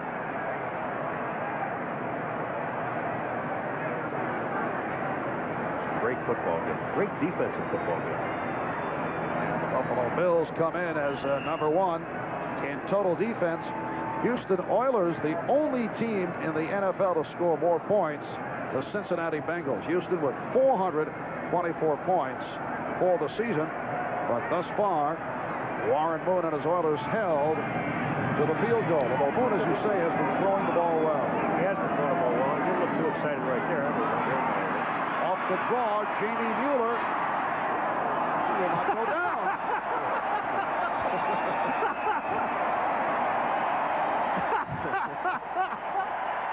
Here comes a headache for somebody. Jamie Mueller goes 6'1", 225 pounds, refusing to hit the field. And that is the end of the first half. Buffalo 7, Houston 3. Bob Costas. And what has been a surprisingly balmy day, and the Buffalo Bills leading the Houston Oilers by the score of 7-3 as we look to the second half. And what do you foresee from the Houston point of view? I think from Houston, once they get in that third and long situation and they get spread out that field, Buffalo defensively, they're going to have to put some pressure on Moon and send some linebackers, because once they spread out, it gives Moon a chance to look over the entire field, and they spread that defense so thin, he's hitting people. They're picking up 3rd and 10 all the time. So Buffalo, I think, are going to have to blitz more. Houston, on the other hand, are going to have to try to run the ball a little bit better. And Jim Kelly came out throwing in the first half. 9 for 18, 99 yards. Moon, 11 for 19, 144 yards. The key play in the first half, the block punt. Greg Montgomery nearly blocked in his previous attempt by Rob Riddick, and now they got him. Leonard Smith came from the outside. Nobody touched him, really. And he ends up blocking the punt, but they did not have the punt block formation that they used before. In the first couple of punts, Marv, they put up 10 men on the line of scrimmage and really didn't come. That time they only had 5 guys. Well, look at it. Can you imagine this game? No turnovers in this ball game. Everything is basically even. The score is close to being even. This has just been an excellent, I think, excellent defensive football game. And if it wasn't for a couple of drop passes on both sides, each team would be ahead by 7 at least. And the winner today goes against the Cincinnati Bengals in the AFC Championship game.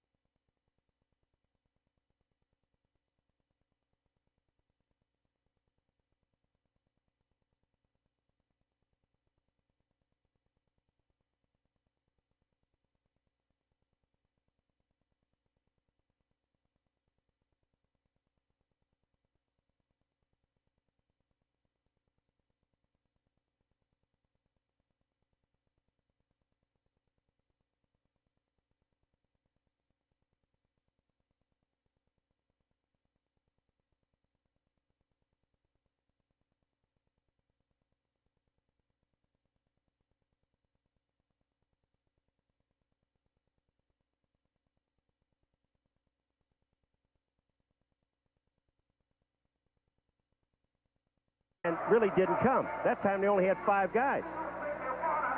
Well, look at it. Can you imagine this game? No turnovers in this ball game. Everything is basically even. The score is close to being even. This has just been an excellent, I think, excellent defensive football game. And if it wasn't for a couple of drop passes on both sides, each team would be ahead by 7 at least.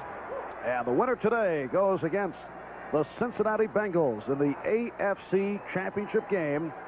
Next Sunday, the winner there, of course, headed to the Super Bowl. First time that the Bills have hosted a postseason game since back on the 1st of January, 1967. Paul McGuire, a participant in that game as a member of the losing side, the Buffalo Bills. In fact, we just happen to have, circa 1967, a fuzzy-cheeked number 55 punter slash linebacker, Paul McGuire. You know, that face is worn out 4 bodies. This is when it was, I had a little weight on me. It was tough kicking. Yeah. It was just, hard to hit my leg. Now, this is nice. This is the Paul I think we're a bit more familiar with. Very nice. You know what I like about these shots? They weren't posed, Paul. No. And despite the heavy criticism that number 55 would be passed on to other Buffalo Bills, Cornelius Bennett wearing that number with pride. Yes, he does, and I never let him forget that was my old jersey. Same jersey, as a matter of fact. Smells bad. Well, you are really... Are we on? We on? You are just sick, man. I know. New year. And fortunately, we're set for the game to resume. The kickoff sponsored by Budweiser, the king of beers. Tony Zendejas ready to kick it off for Houston. 80,290 on hand here at Rich Stadium. Harold Tucker, Ron Riddick, Ronnie Harmon are back. And here comes Harmon. Out across the 20-yard line. 18-yard return. Toby Caston on the tackle. So the Buffalo Bills open up here in the third quarter. Kent Hull, the center. Jim Richer, Dale Hellestray replacing the injured Tim Vogler, out for the season with a knee problem. They're at the guards, and Will Wolford and Joe Devlin at the tackles. Ronnie Harmon now in the backfield, along with Jamie Mueller. And Jim Kelly calling it out. First down at the 23 off the short set. Bostic and Grimsley on the tackle, and Kelly and Harmon reel off 17 yards. Ronnie Harmon smiling. I mean, this man really has excellent hands for a back, and he just comes down. They take Metzelaars, they move him to the outside, and Bostic is sitting there one-on-one on Harmon with no help or no chance for the linebacker to get to the outside to get some help. And Grimsley, number 59, Kelly put the ball right on target. Buffalo first down at the 40. Broken up. Facing double coverage, John Grimsley made the hit. Ronnie Harmon had good hands. He had good hands on that one play, but not on this one here. That thing hit him right in the hands. No reason to drop that ball.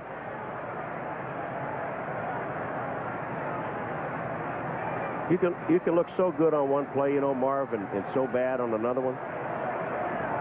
Ronnie Harmon, usually the Bills' third down specialist, change of pace man at running back, but in there throughout this series.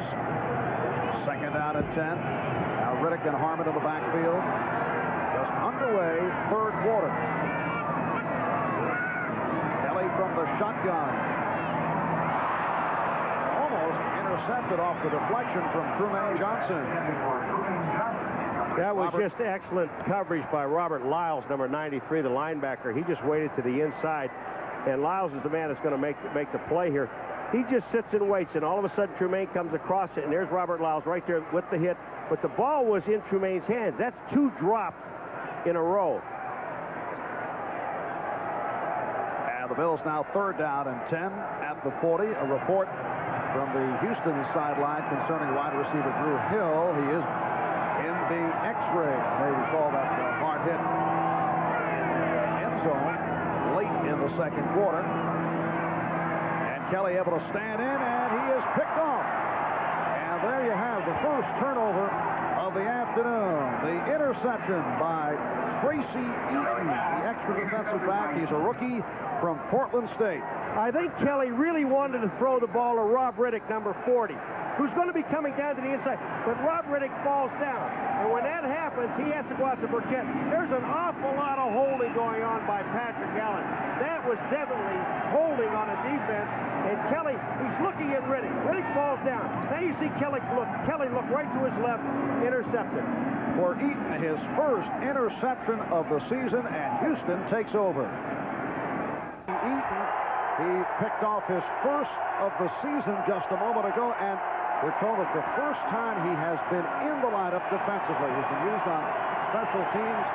Tracy Eaton out of Bellevue in the state of Washington. So the first turnover of the day. Ron Moon hearing it from the crowd once again. Minute gone by, third quarter. Houston trailing Buffalo 7-3. First down from midfield. And it's Highsmith. Highsmith breaking tackles. And goes for 17. Darryl Talley on the stop. So Alonzo Highsmith with a couple of impressive runs here today. Not only is he an excellent blocker, he's got good hands receiving, but watch Highsmith here. Coming up, Darryl Talley gets blocked. Freddie Smirlis misses the tackle. And then all of a sudden, Darryl Talley comes back into the picture.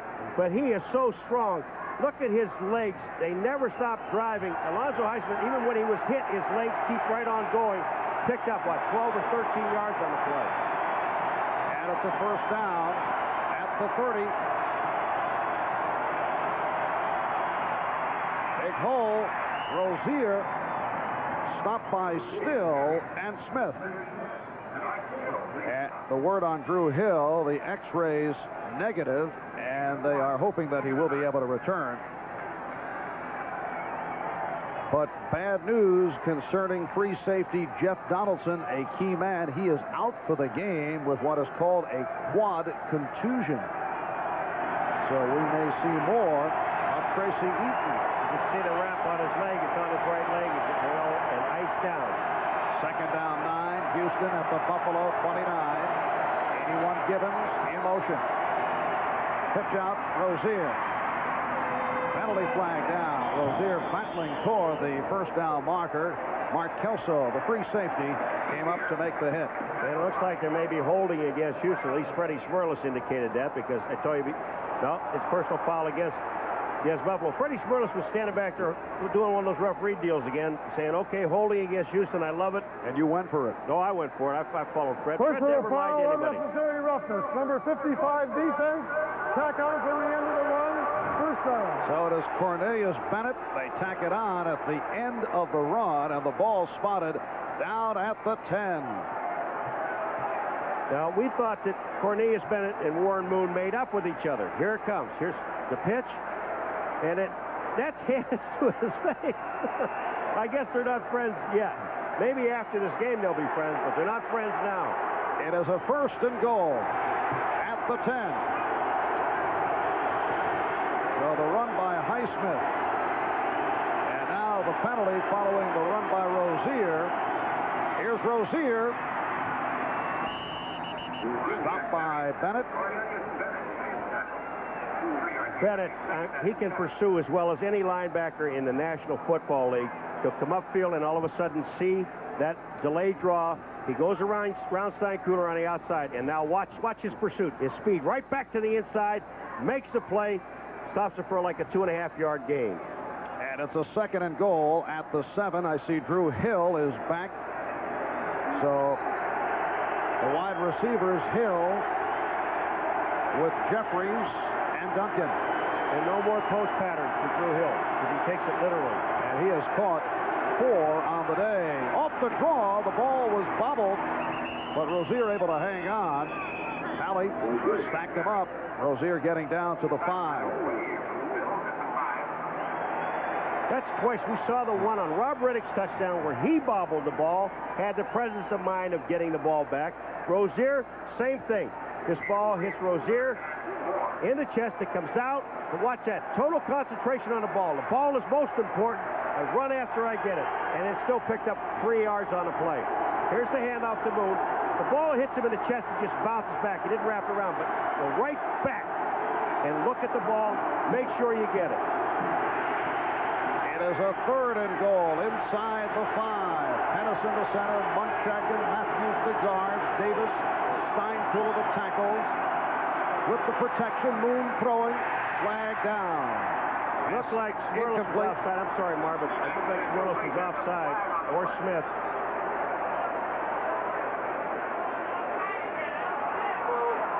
And the call against the Bills.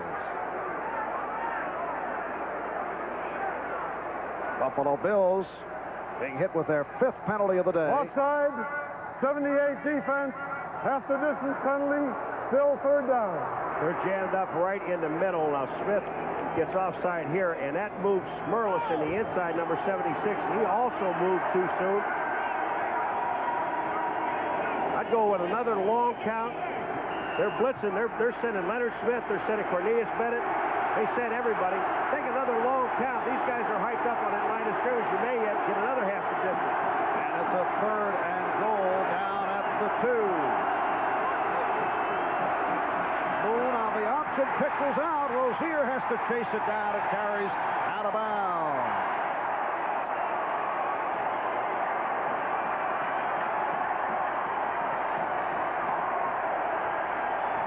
A tremendous play on the outside by the defensive linebacker, or I couldn't tell exactly who it was.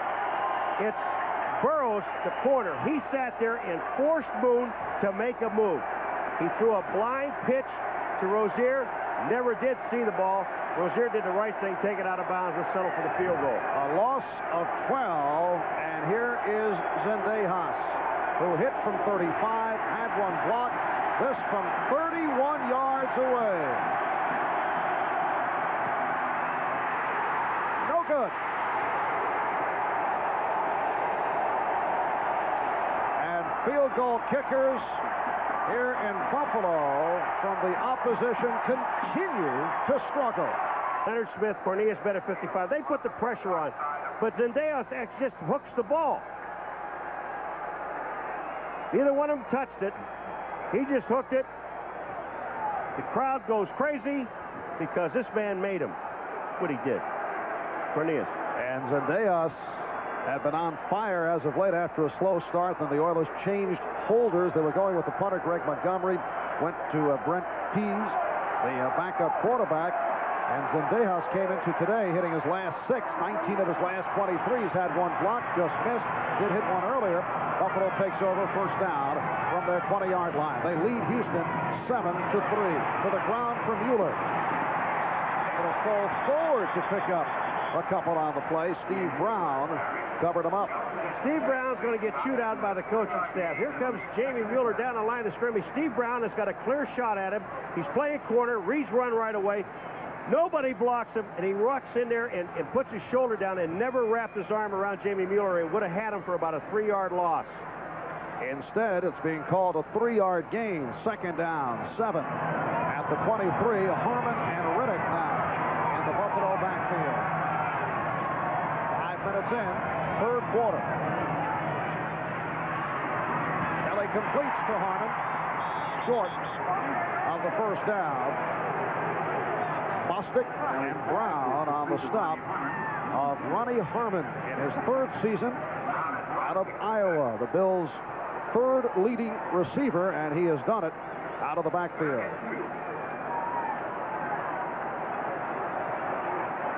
Well, Moon 11 for 19, 145 yards. And Kelly, who came out throwing and has continued 11 for 23 for 119 yards. Able to recover the snap, and that is hauled down by Childress. Well, we've got the 2 All-Pros. Bruce Smith in the 1st half, he got his sack, and here comes Childress with his sack. And that's the thing, you've got to stop the big guys because they come up with the big plays at key times. Now, Hellestrae, number 71, is blocking on Childress. Childress just runs around Hellestrae, but the defensive secondary, the coverage was so good that Kelly couldn't get rid of the ball. credit the defensive secondary with that sack. Houston Oilers had 42 sacks during the season, third in the AFC. Kidd punting for the second time, and Curtis Duncan is back. Called the fair catch, 43-yard punt, and Houston will go back to the offense with 8:52 left in the third. Bills 7, the Oilers 3. First and 10 for Warren Moon in Houston from his 37. Moon, with some confusion, does get it off, and it's through the hands of Highsmith. Fred Smirlis had two people on him and still almost got to the quarterback. He had Monchek on him. Pennison was on him. Freddie Smirlis said, I was there, but I didn't wrap my arms around him. Here's Smirlis. Monchek's got him first. Pennison now takes him. Here's Smirlis just driving, goes back into Moon. Moon was there, pushes Freddie off. He looked at the coach, he says, I was there, I had him. Smirlis, one of the NFL's most zany personalities. His brother Peter holds a master's in psychology, says he studied psychology so he could figure his brother Fred out. Second down play. And Moon with the pass intended for Jeffries. Leonard Smith went by it, Marv, and Leonard Smith hit himself on the helmet. He was looking to hit the receiver instead of looking at the football. If you were looking at the football, you had an interception.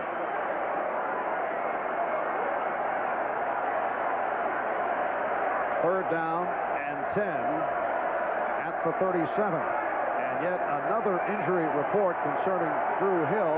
Now we're told he has suffered a sprained neck and probably will not return. Drew Hill, who caught 72 balls this season, a primary target for Warren Moon. Third and 10 at the 37. And Moon in big trouble, chased by Bennett.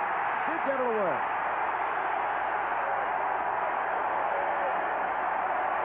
The rush by Cornelius Bennett.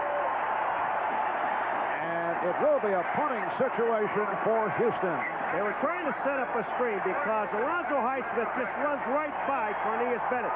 Cornelius Bennett gets his hands up so Moon can't find Highsmith, and then finally gets the ball away, but he does get it in the direction of Highsmith right at his feet.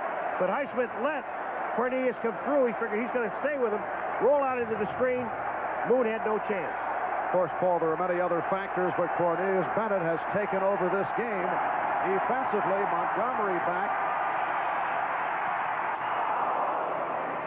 And it's carries out of bounds. Errol Tucker racing over a 38-yard punt. Cornelius Bennett has had himself an outstanding afternoon. Timeout taken. We'll be right to congratulate KPRC Television in Houston, our NBC affiliate, celebrating their 40th anniversary, and I think the folks back at KPRC would like to see their Oilers pull this one out. That would be a nice anniversary present, wouldn't it? However, the Buffalo Bills with a 7-3 lead here in the third quarter. Houston's got to be able to throw. They got to throw the ball, and I think the Houston's got to. Before that, it's got to establish some type of a running game, which they have not done in this ball game. Bills first down at their 26. And here is Mueller up to the 28. William Fuller, the right defensive end, made the stop. Fuller a question mark today because of a knee problem. Mueller able to make the move past Childress, but the right defensive end, Fuller, was able to make the tackle. All right, here's Devlin on Ray Childress, and Ray Childress plays his play perfectly, except the strength of Jamie Mueller breaks the tackle. And we saw the strength of Jamie Miller right at the end of the half, where he refused to go down, taking some pretty hard shots. Now Thomas with a short pickup, maybe a yard. As the Bills go to the running game, Richard Burr, the nose tackle, outside linebacker Robert Lyles combining, and it will be a third down and 7. It's a little strange, but I think what the Buffalo Bills want to do now is just looking at that looking at the clock, number one, there's still a little over 7 minutes to play in the third quarter. They only have a 7-3 lead. They'd like to get some of that clock run off, but they also would like to move the ball. Now Trumaine Johnson is to the left. Kelly looking that way. And then goes the shorter pattern. And it's short of the first down. Andre Reed made the catch. But Buffalo will be forced to punt. And you will start hearing some boos in this stadium because they don't like this type of offense, the fans here in Buffalo. They've been throwing the ball all down the field, first down. Why would you throw up? You need 7 yards, and you throw a 3-yard pattern.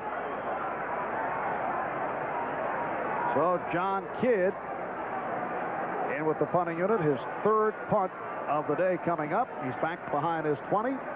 Curtis Duncan awaiting the punt at his 25-yard line. Houston has had 3 different punt return men this season following injuries to Kenny Johnson, Willie Drury.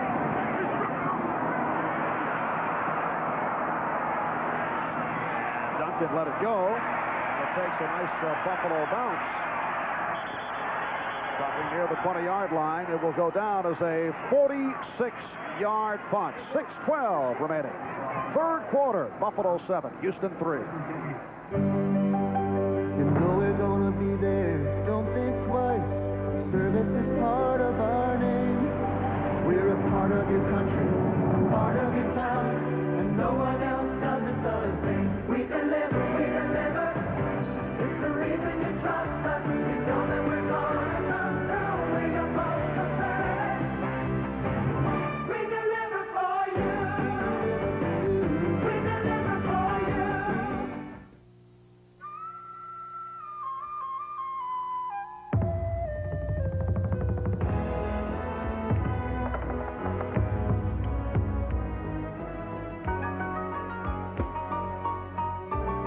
In 13 cities in 10 countries across the Pacific, they're playing our song. United Airlines Royal Pacific Service, rededicated to giving you the service you deserve, halfway around the world. Come fly the friendly skies.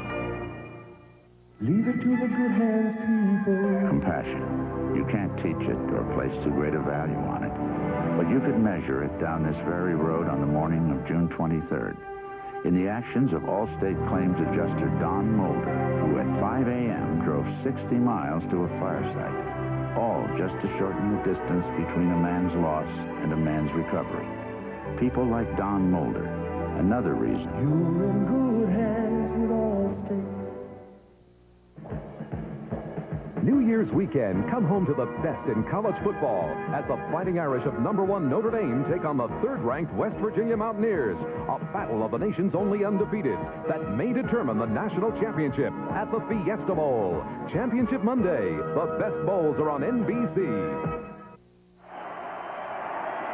Well, Dick Enberg, Merlin Olsen making the journey from Cincinnati, and they will be at Sun Devil Stadium. That'll be the second part of a big day here on NBC Sports tomorrow. And the crowd back into it here in Buffalo. 6:12 left third quarter. The Bills 7, Oilers 3. Houston first down from the 21. A hole for Pinkett. Alan Pinkett stopped by the strong safety Leonard Smith, and he picked up 10 on the play. Well, Jerry Glanville left tickets today, for those of you who may have been wondering, at the gate for Buffalo Bill, as Bob mentioned at halftime. Not the Old West figure, but for the television talk show character played by Dabney Coleman. It was Glanville's favorite show, canceled incidentally last year. And what about Marv Levy? Well, he said he once left tickets for his Aunt Ellen. Yes. Glanville last week in Cleveland left a ticket for Elliot Ness, who was born in Cleveland. He sets the tradition of leaving tickets for people or for things dead, and he said this week he considered leaving tickets for Paul McGuire's liver. Now, I don't know what he meant by that, Paul. He thinks my liver's dead, but it's not. I see. He just had a transplant. Everything's working out very well for 89. What a cheap shot. I know. I'll get him. First down at the 31.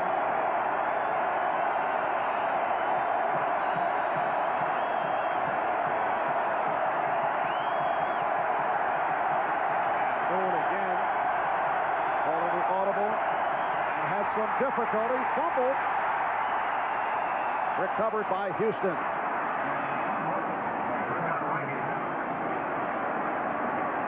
Since the first quarter, the Houston Oilers have been going with like 4 wideouts the whole time. Now they're back to their normal offense with Jamie Williams. That first play they ran was first down was 10 yards. Jamie Williams, number 87, is in the game. And when I was down there Wednesday, I saw him line up in the backfield with Moon. Jamie Williams caught a pass last week, his first reception in 9 games, and then landed on the pointed end of the football and hurt himself. Second down, 13. Going with time and going deep, but overthrows. Intended for Hayward Jeffries. Hayward Jeffries ducked. He actually ducked. I knew when looking at it, the ball coming at him, knew he couldn't catch it, but he also knew that Leonard Smith was coming. Watch Jeffries. He sees Smith coming across. Now watch him duck his shoulder. Here comes the ball. Wait, whoops. I don't have a shot at it, and you're having a shot at me. Here go the shoulders down. Is this the loudest crowd that you have heard here at Rich Stadium? Oh, yeah, no question about it. No question about it. And there's not an empty seat in this building either. Third down, 13. Moon could not find anyone. Comes back the other way. Still looking. And incomplete. Alonzo Highsmith, who was further downfield, did come back. Cornelius Bennett suggesting we want more noise. He loves it. I mean, he smiles all the time. He's like that in practice. He goes 100% all the time. Here's Moon scrambling around, and eventually that guy standing next to him, number 32, is the guy who's going to throw to Alonzo Highsmith. He goes to his right. There's nobody there. He goes back this side. In the blocking, he's picked up very well. Monchuk come in. They got some good block. If Moon would have stopped and set himself, he knew when he threw the ball, he would have had the completion. Montgomery just did elude Riddick once again. A return by Tucker, getting up across the 40-yard line, a 43-yard punt. Grimsley on the stop, 13-yard return, and some more pushing and shoving. It has actually been a low penalty game. Houston hit with only 5, and Buffalo with 5. Now, you know what Glanville told us? Glanville said if we don't have at least 10 penalties, we can't win a ball game. And 5 penalties is almost, for this guy, it's penalty-free. In effect, he equates that with the fiery play. But he also said one thing, Marv. In the last 2 minutes of a ball game, if we have a chance of winning the ball game, they do not take a penalty in the last 2 minutes. First down for the 41 as Kelly completes. Chris Burkett on the reception for 26 yards. Richard Johnson got it out of bounds. This is a beautiful pass, Marv. What happens? Watch Kelly. He looks to his right first. Now he's going to come back to his left. He sees Burkett breaking it off to the corner, and he just lost the ball over the defense right into his arms. There's no way you don't catch that ball. Third catch of the day for Burkett in his 4th year out of Jackson State. First down at the 33. So the Bills back to the passing game. Mueller off the swing with nowhere to go. Trying to make the turn, but Bostic and Brown right there. And he picked up only 2.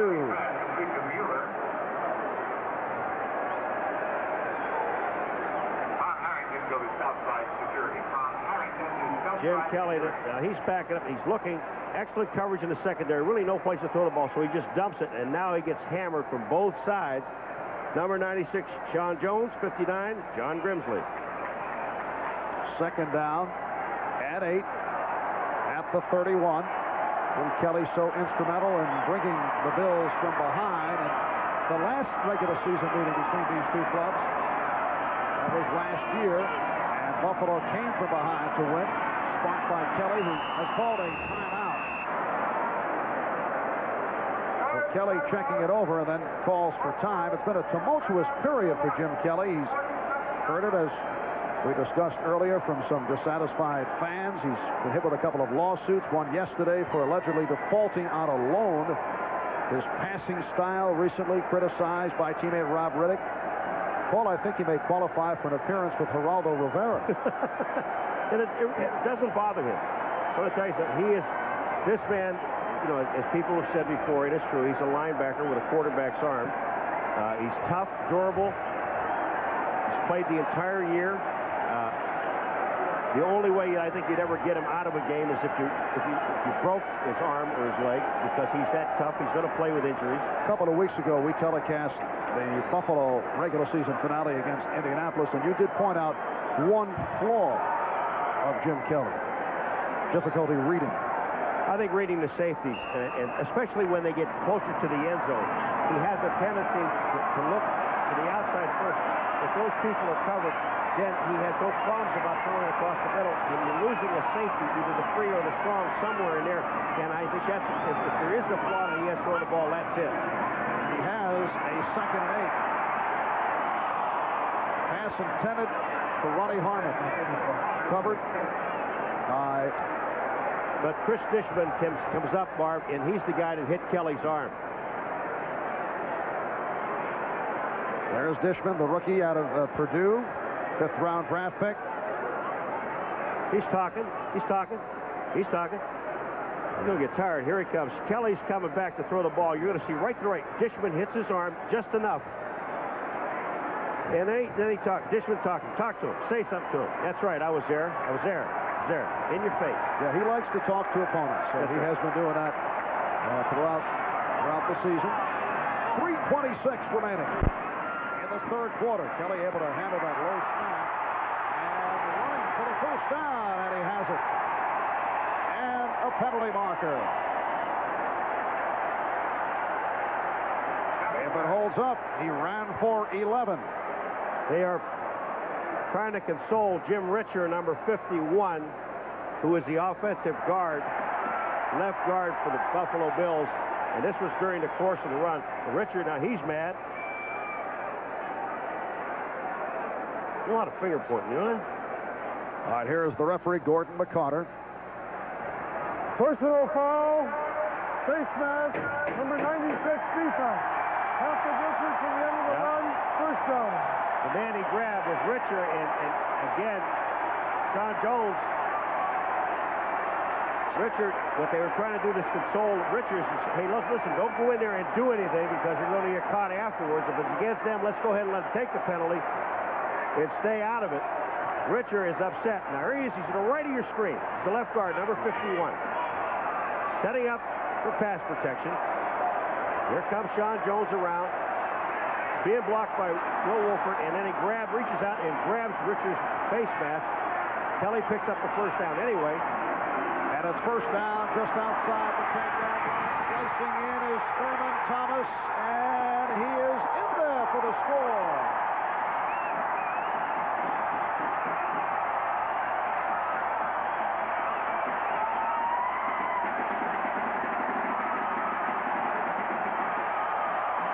The rookie from Oklahoma State, who played in front of Barry Sanders last year, has had a superb day, and he has added to that Buffalo lead. It's the Bills 13, the Oilers 3.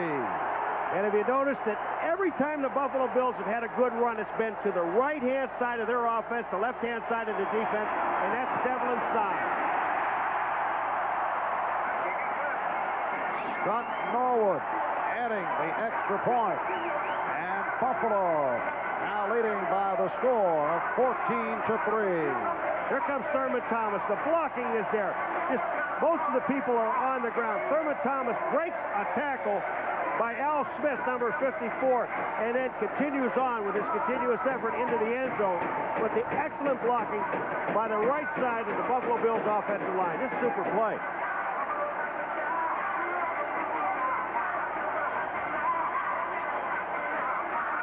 The Buffalo Bills set the NFL single-season attendance record, drawing 622,000. 8-0 here at home. offense had gone stale in recent weeks. They had dropped 3 of the last 4, but they had the Oilers on the run. 14-3 Buffalo lead. Now, you think Warren Moon's going to even hear himself think, let alone talk? This place is going to go crazy. Just under 3 minutes remaining. Third quarter. Lorenzo White is the deep man. He is back along with Pinkett and Tillman as Norwood tees it up.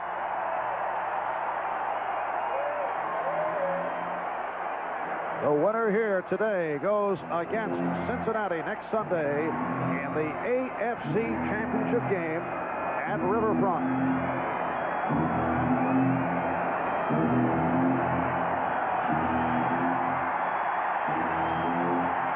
Here's White out to the 10.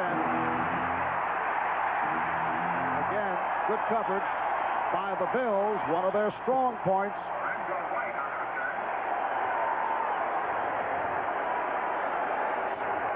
Well, here's a situation, Marv, where Warren Moon, the last time they got the ball, they ran a play and picked up 10 yards. They have an excellent running game. Everybody knows that. Problem is, they've got 18 minutes in order to score 2 touchdowns. This passing game has not been working. You've got 10 yards on first down. Do you go back to the running game? I might. First down from the 19. Remember, Drew Hill is out sidelined by the sprained neck. And Moon threw a bullet, incomplete, intended for Leonard Harris. Second down and 10. Warren Moon has not had impressive games against the Buffalo Bills. Faced them 3 previous times. Completed only 30 of 70, 42%. Houston losing 2 of those 3 games with Buffalo. Warren Moon is the man that really has to pull this team back together. We can't get greedy and go for the long ball. That time they just try to get a short 3-yard pattern and turn it into a bigger play. Now the draw, Rozier.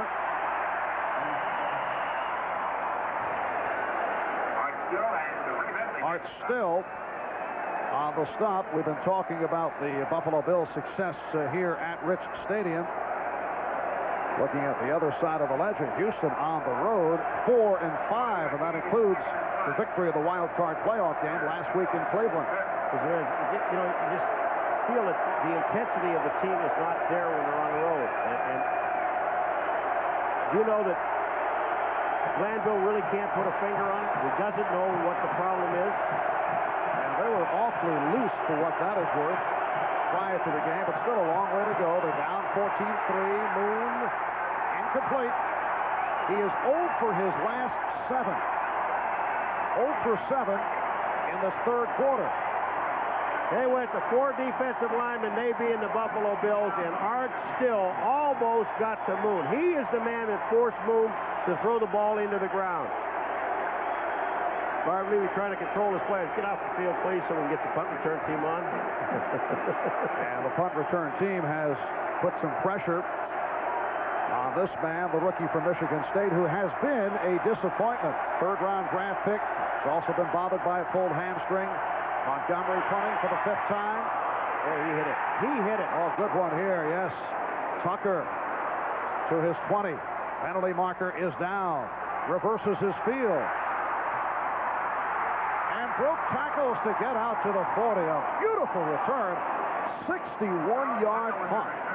And a 20-yard return. Walter Johnson on the tackle. You know, Marv, some people have talked about that rule. We saw Montgomery being blocked one time, but, you know, I think they've got to go back and change the rule. Because anytime you have a team that's 4th and more than 5, say 6, if you run into the kicker, it's only a 5-yard penalty. Yes. They're really exposing a kicker to get for injury. And they're enabling teams to say, okay, hey, why not? Let's go for double foul. Hit the guy. Illegal use of the hand. Number 84 offense before the kick. holding number 96 on the receiving team during the return. The penalty offset, repeat, fourth down. Now, someone didn't agree with that. Yes. Someone totally didn't agree with that. Okay. Haywood Jeffries of Houston called. Leon Seals of Buffalo called. Hunter's upset. Jeffries is holding. There it is right there. He's grabbing Riddick, number 84. There's where that flag goes, and then they had another flag at the other way. Now they have to kick it all over again. Ball was spotted at the same place. But again, you're looking at a 4th and 6 situation here. And the Buffalo Bills, why not go for it? I mean, it says 5, but it's more than 5. It's like 5.5 yards. And even with a 5-yard penalty, Marv, they're not going to get a first down. I think the Rules Committee will be looking at that one in the offseason. The 61-yard punt wiped out, plus a nice return by Tucker. Now Tucker approaching the 40. So a 43-yard punt and a 10-yard return. Eugene Seal on the stop. Tucker taking a hard hit. So the Buffalo Bills back to the offense, and there is Jim Kelly, a man who is very familiar with the city of Houston, Texas. He had some sparkling years as a member of the Houston Gamblers of the USFL, the run-and-shoot offense of Mouse Davis, very successful. Kelly, most valuable player, setting all kinds of USFL records. He threw the ball enough. I think one year he was sacked 79 times in 1 year. Sacked. First down at the 43-minute and a half left, third quarter. And Kelly going deep. Wide open, Andre Reed.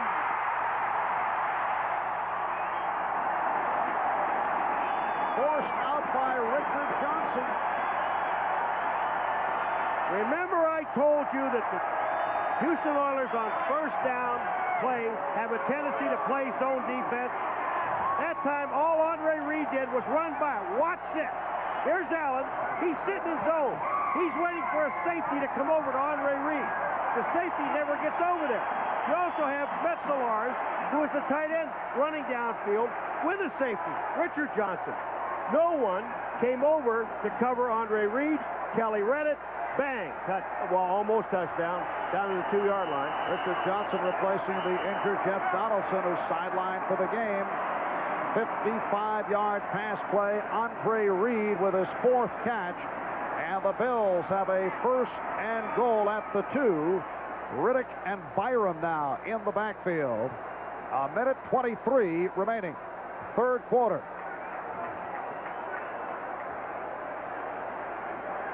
They are checking the instant replay, and the question is where the ball should be spotted. That is where Reed stepped out of bounds, and it may be moved back now to the 4 after they checked it out. You know, one of the things... out of bounds at the 4-yard line. Yes. First and goal. Here's Andre Reed. You see him. He steps out of bounds right there at the 4-yard line. You know, one of the questions was about the size, the strength, the quickness of the Buffalo Bills offensive line. Can they give Kelly the protection he needs? There's only been 1 sack on Kelly. Yeah, he's run out of the pocket a couple of times, but that offensive line of the Buffalo Bills held up very well. And Riddick. Rob Riddick carries. Gang tackle. That's Kent Hull at center. Al Hillestrade, Jim Richer at the guards, and Joe Again Devlin. of 1, second and 3. Will Wolford at the tackles. Pickup of 1 for Riddick. It'll be a second and goal at the 3 with 1 minute left in the third. The score here, it puts 7 on the board. It puts you up 21-3 with a quarter left to go. And as good as this defense is, Houston will be in trouble. A lot of trouble. There's Byram in front of Riddick. Riddick follows Byram.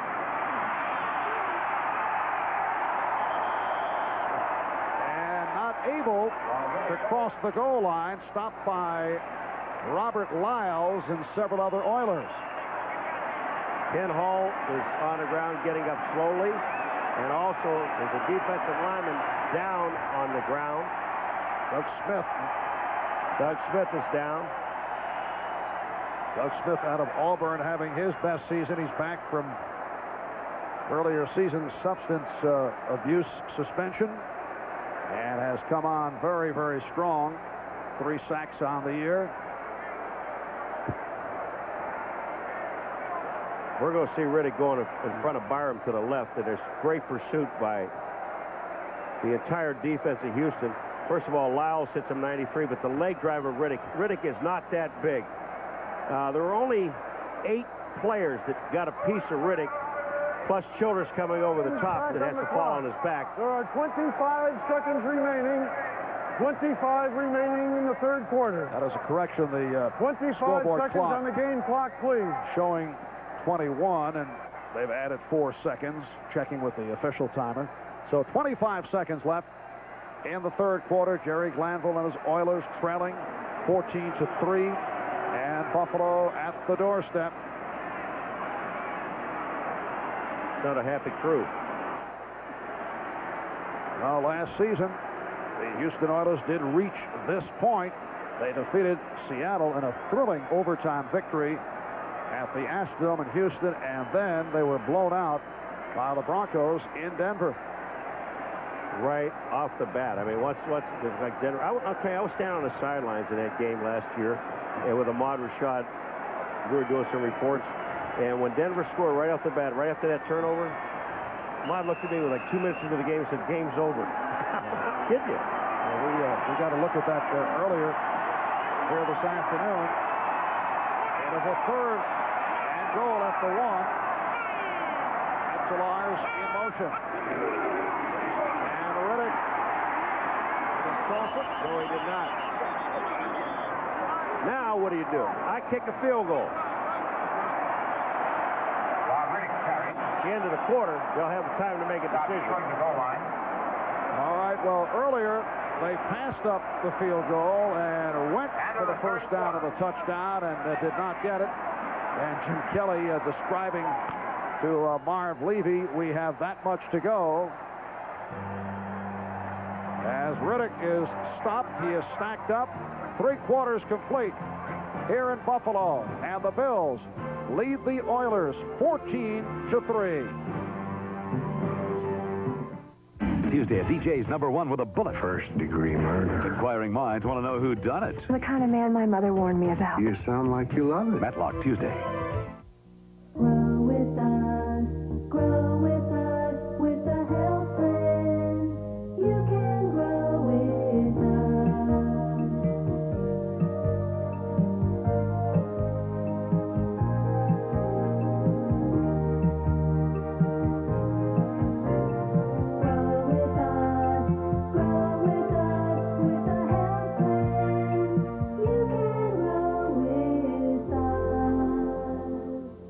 It's the Waterbeds Etc. After Christmas sale. The Crystal Bay collection made by Trendwest, only $12.99 with setup and waveless mattress. The Tiffany, only $269, including pedestal frame decking, headboard, mattress, liner, heater, and fill kit. The Fiesta with lights, only $219. And the Tiffany Rose, only $17.99 with underbed drawers, free setup, delivery, and waveless mattress. The After Christmas sale at Waterbeds Etc. 90 days seamless cash and free delivery with any bedroom suit. Waterbeds Etc. Find out for yourself why Cardinal Motors has become the Valley's largest GMC dealer.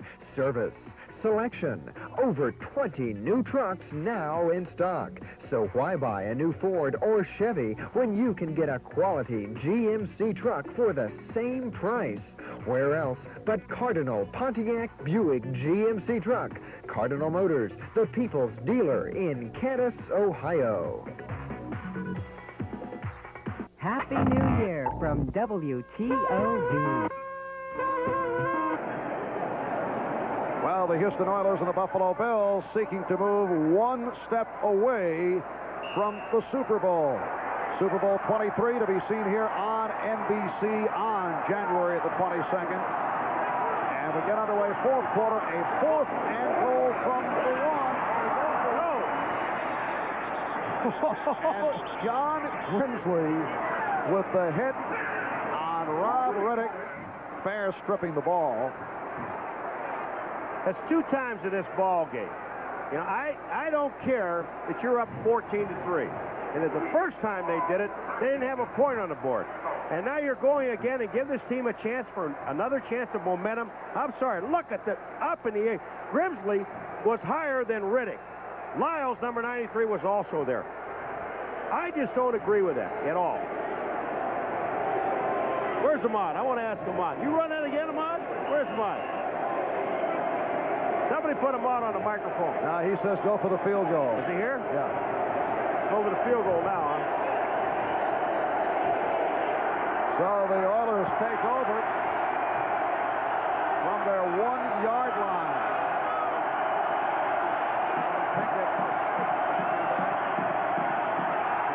The snowballs being thrown in the direction of the Houston backfield.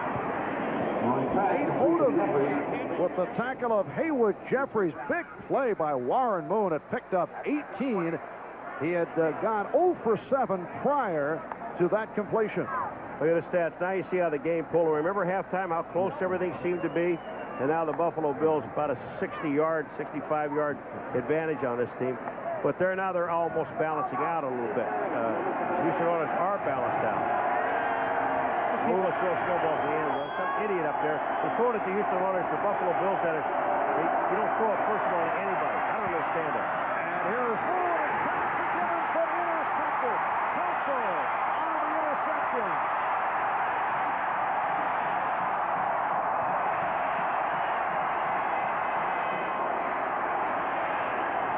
Curtis Duncan made the tackle of Mark Kelso, who during the regular season picked off 7, which was tied for second in the AFC for the Bills. Their first interception since back in Week 11 against Miami. Coming out from the goal line, there's a lot of clutter in the middle of the field. Just take a look at this ball. Wasn't even close to Gibbons.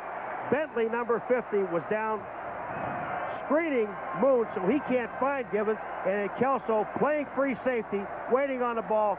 Interception. Bills ball inside the 20. Now, the final chapter, students, in Bosworth's book of etiquette. Personal hygiene. How will you separate yourselves from those barbaric hordes that exude a most malodorous air? Right Guard Sports Stick from Gillette. Maximum protection and a fresh scent. A veritable olfactory medley. Right Guard Sports Stick. Anything less would be uncivilized. Raise your glasses, gentlemen, to civilization.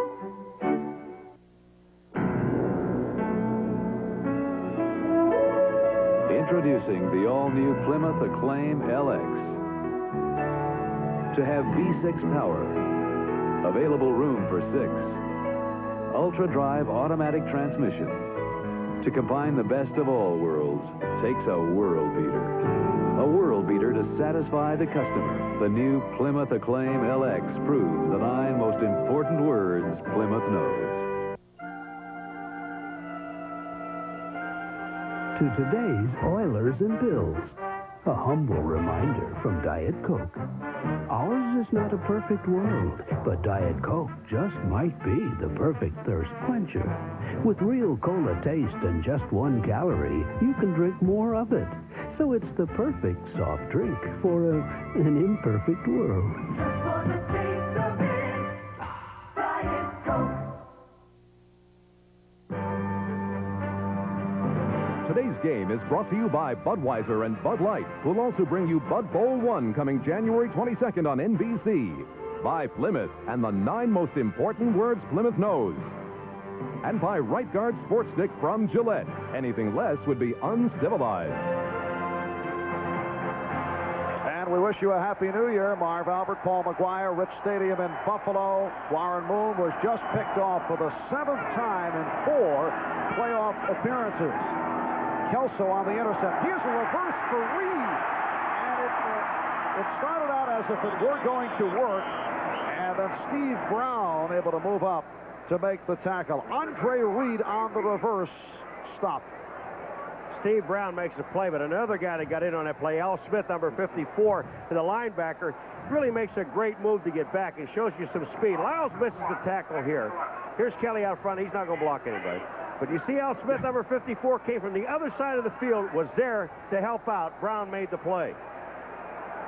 Minute and a half gone by, 4th quarter. Buffalo with a 14-3 lead on Houston. Lost a yard on that play. It is a 2nd and 11 at the 19. Mueller and Thomas, the running backs. Check that, Ronnie Harmon. Well, Harmon gets down to the 12-yard line. Childress made the stop. They're working their way into field goal range. And Harmon, with his first carry, picked up 7. Childress was actually, Ray Childress, number 79, you see him there making a stop. He was actually stunning in that direction. They had a deal going on with the 2 defensive linemen. He was going that way, and Harmon ran the same direction, picked up 7 yards on the play, or 6 yards on the play. So, 3rd down play.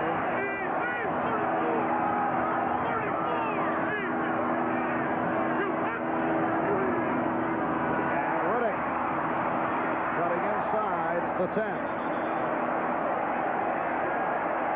Here comes the field goal team. And one of those rare occasions where the crowd is cheering at the appearance of the field goal unit. Well, why not? I mean, it puts you up 14 points. That means that they have to score 2 touchdowns to tie you in 11 minutes and 50-some seconds. Well, there's no question here on the 4th down and 2. Yeah, but anywhere. I don't care. Take the points when you can get them. A 27-yard attempt by Norwood. Earlier in the game, he missed from 50. And he drills it home. Scott Norwood, who has had a terrific season, is added to that Buffalo lead, 17-3.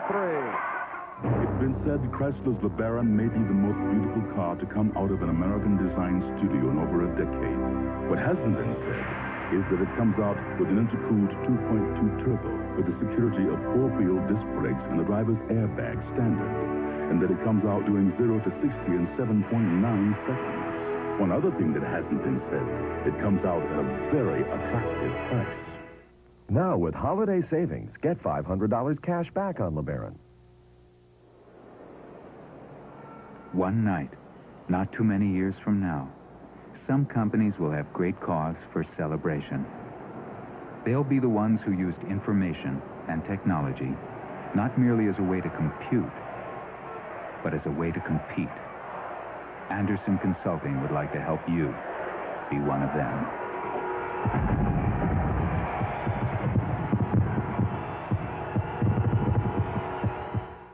Odious, contemptible. I'm speaking of offending in the personal grooming arena. When seeking maximum protection and a fresh scent, one should grab Right Guard Sports Stick from Gillette, antiperspirant and deodorant. Anything less would be uncivilized. Land sailing on the dry lakes of Black Rock, Nevada, and the great taste of old Milwaukee beer. There's nothing like the flavor of a special place in old Milwaukee beer. It doesn't get any better than this. Brutus the barber knows that a good haircut can be expensive, but for outlaw Ron Bass, I'll do it for free on Saturday night's main event.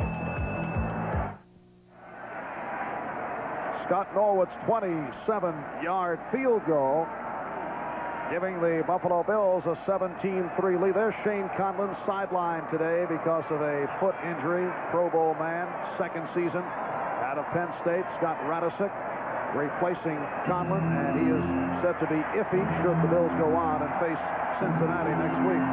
And the man, I talked to him yesterday, Shane, he's so down about this thing. He wants to play so badly, and if anybody could play, this guy could. He just said there's no way.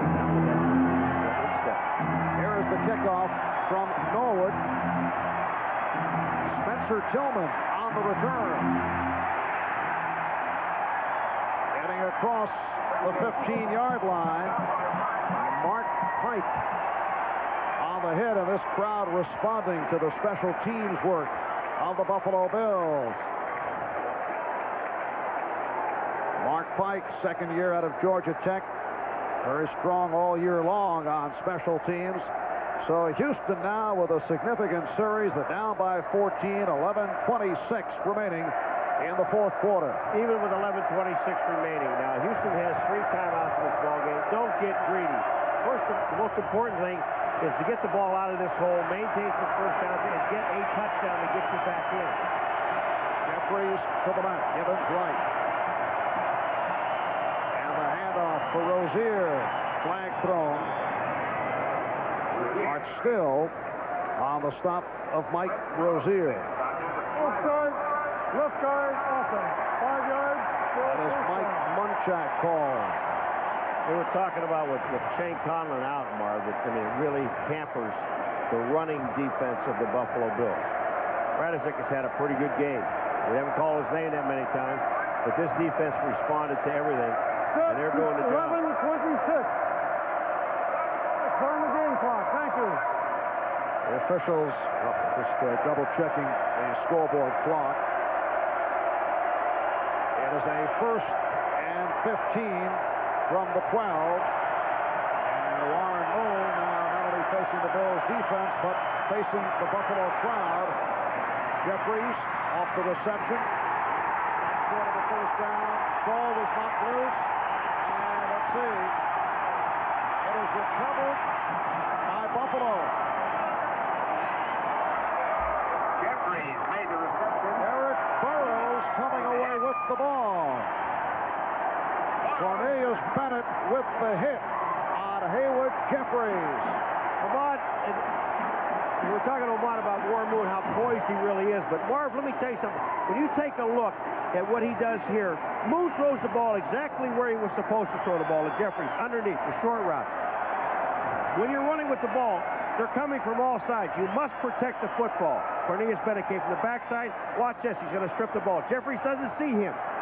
Bang. Here comes the ball. Comes out. And the Bills first down at the Houston 23. Kelly with the short set. Burkett could not hold on. They are not settling, are they? They're going back, throwing the ball again. He tried running the ball, and that wasn't working. Good hit from Patrick Allen.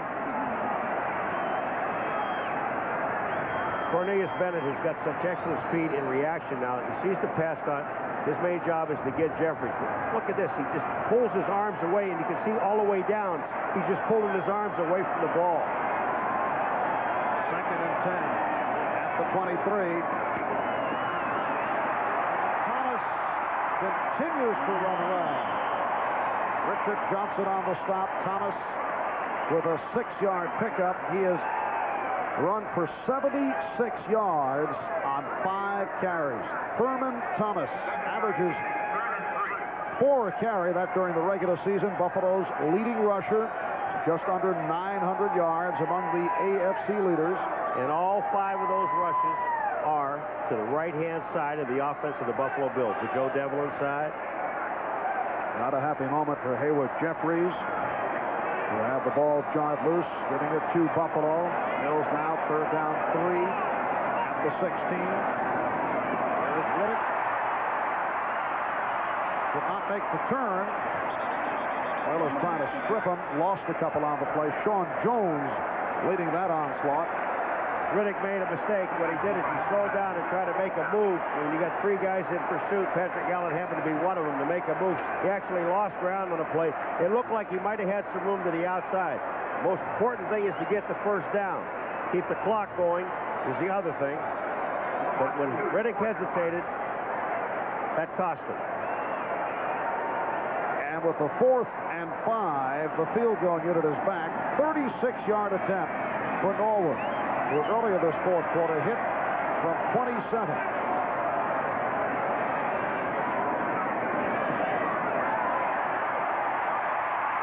No good.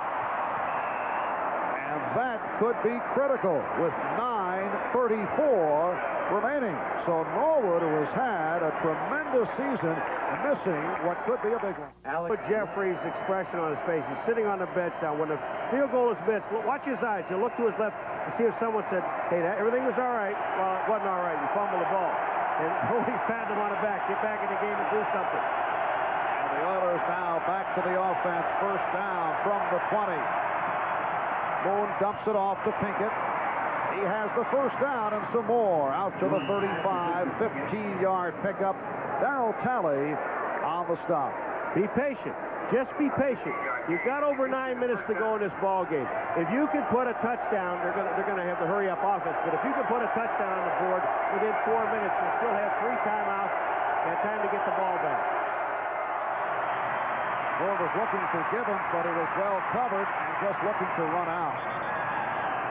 He was looking at the near side for Ernest Gibbons, and wisely did not throw. Picked up 3 on the play. It will be a 2nd and 7 at the 38. Ernest Gibbons came back and got a block on Radisic. There goes, throw it to me. I'll come back and help you by blocking. What is that? I would not even venture a guess. Now Jeffries to the left. Duncan comes to the right. 9 minutes remaining, 4th quarter. Moon able to complete. Leonard Harris on stop by Mark Kelso. A 30-yard pass play, and that quiets the crowd. And they've only used about 35 seconds off the clock so far. Moon just caught it in the seam, and when he pumps it downfield, Leonard Harris is there. Watch Moon. He reads, he looks, the same man all the way down the field. They never got over in a position. Leonard Smith, number 46, never got there. First down at the 33. Here's Pinkett. He broke a tackle. Alan Pinkett getting to the 25-yard line. Leonard Smith on the stop. Alan Pinkett, a major factor, MVP in the wild card victory last week in Cleveland. He has very strong legs. Flag has been thrown. Alan Pinkett with the muscular legs and very adept at breaking tackles. Penalty against the Bills. Actually, Pinkett picked up about 7 yards. And I would imagine you take the penalty because it'll still be 1st and 5. Even though you give back a couple yards, you maintain another down. Well, he's a lot closer than that. He picked up almost 9. Maybe you don't.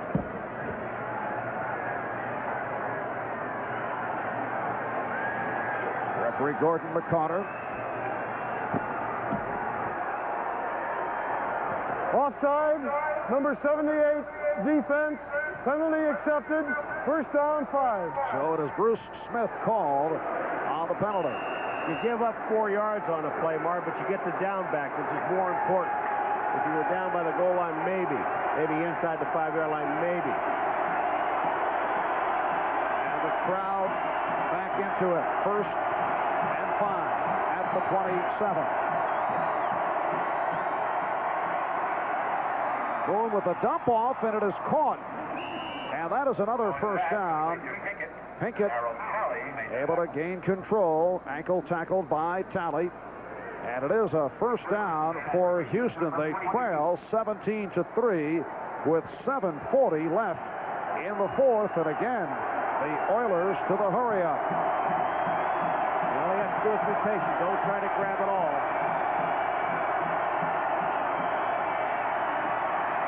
Moon goes the middle and again completes for the first down. Wayne Davis able to make the stop. Again, it's Leonard Harris, 15 yards on the play. You know what the prevent defense is? The prevent defense prevents the other team from kicking a field goal, but enables them to get a touchdown. Now here goes Harris down, and they're just drift off, playing in the zone. Leonard Smith, 46, is down. Davis is down. Nobody's doing anything. They're just letting them curl up. They're in the hurry-up. 1st and goal from the 7. Moon in trouble on 2 occasions. Can't find anybody and then runs it out.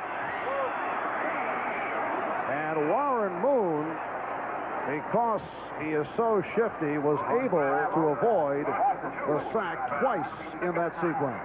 And that's that thing, putting the ball up in the air, and the defensive linemen are trying to knock it down instead of going right at Moon and tackling Moon. But again, if you hit him after the play, it's a personal foul. This shows you the mobility of Warren Moon. Here he goes back, no one's open. First he gets rid of Davis. Bruce Smith looks to knock the ball down. He gets rid of him. Art Still, he just outruns Art Still, number 72, to the outside, and he gets the ball down inside the 10-yard line. 2nd and goal at the 9.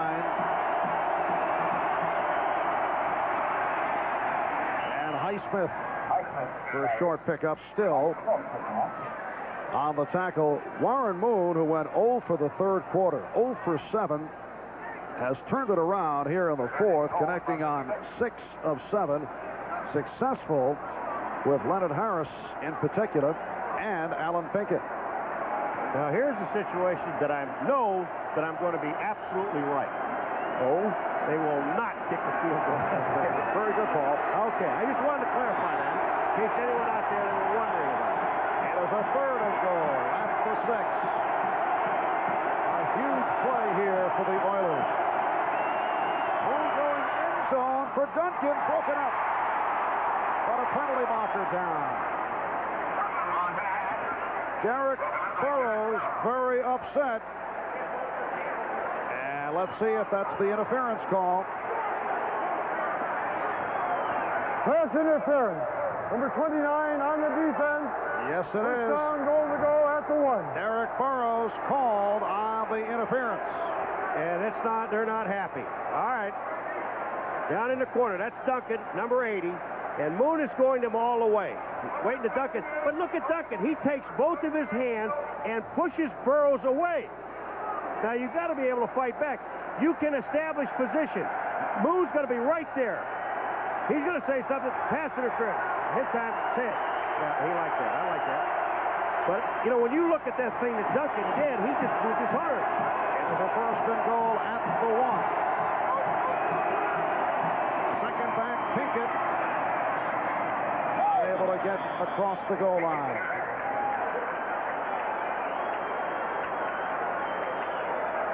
In Houston, they're wasted time. Now we're down to 5:50 and counting, 5:47, and it's counting. And they're walking back in the huddle. They have 3 downs to get it in the end zone. Yes, run the football with that big offensive line, but get in and out of the huddle. Save as much time as you possibly can. You're 2 touchdowns down. And this is the 9th play of the drive. Buffalo up by 14. Second and goal at the 1. And it's Rozier. No indication. Houston players calling the touchdown. And there it is. It is a touchdown for the Oilers. The officials checking it out. And Houston with its first touchdown of the day. It's been a long day crossing that goal line. Leonard Smith is not sure, not happy. It took a long time. Rozier just follows Alonzo Highsmith into the hole. Now here it comes. Rozier is hit right about the 1-yard line, but then he gets his head down and gets across. Monchek, you see him sitting in the end zone. Rozier is right across from him. It's touchdown. And the extra point from Zendejas. Penalty marker down. The kick was good. There's a flag on the play.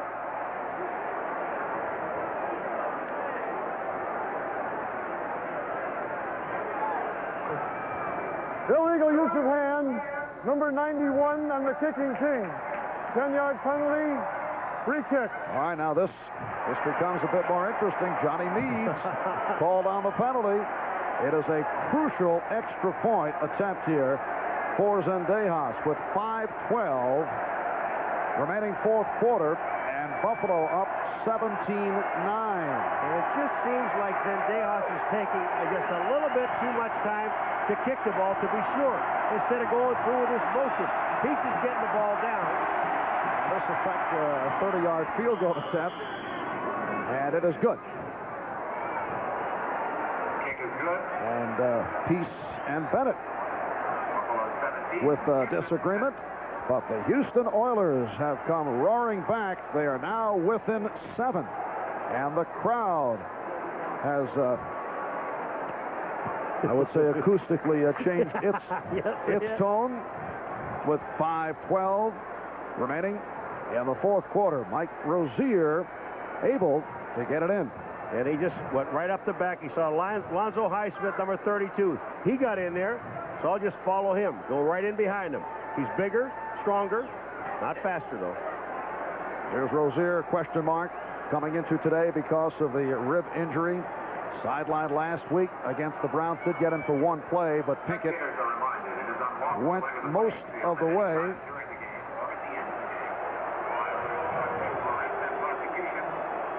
There was a little confrontation afterwards.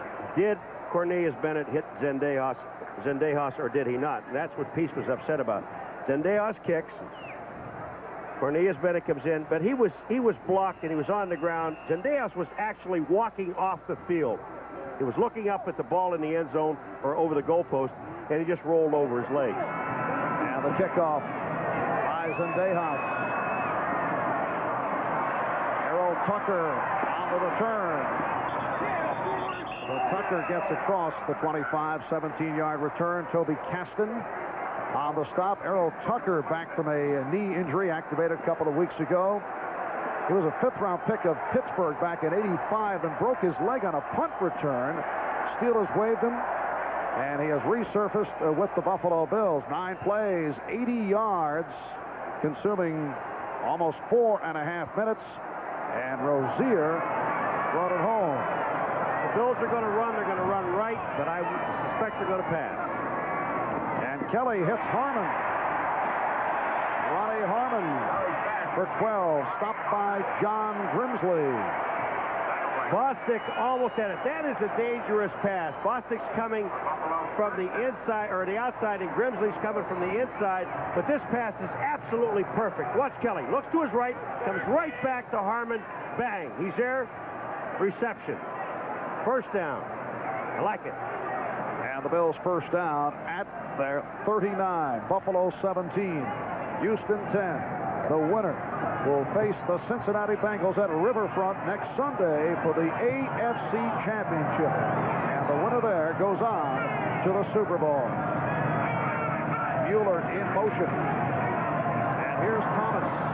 And he is stopped at the line by Sean Jones, the one-time Los Angeles Raider in his 5th year.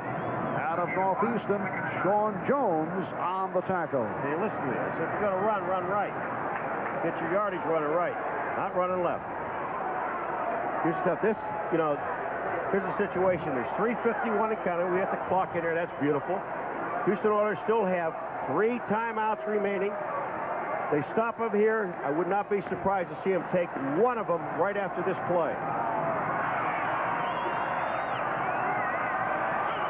Thomas is out on the right as a flanker back. Reed is to the left.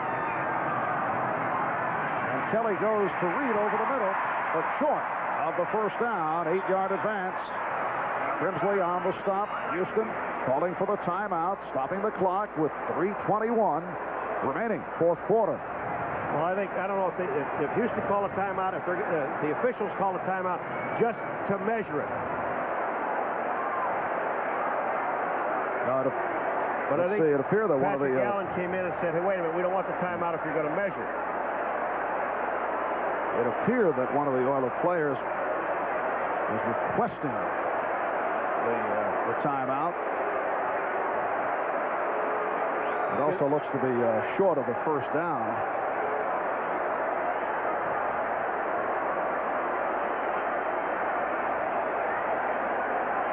And at this moment, it is being called an official timeout. Houston not being charged with it. As long as they measure.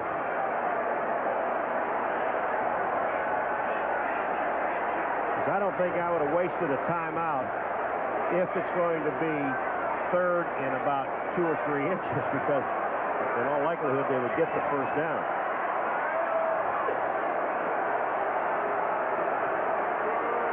The reverse angle is wonderful, isn't it? Patrick Allen, please get out of the way. First down. Well, they did pick it up. So now there is no timeout. Houston still has their 3 timeouts.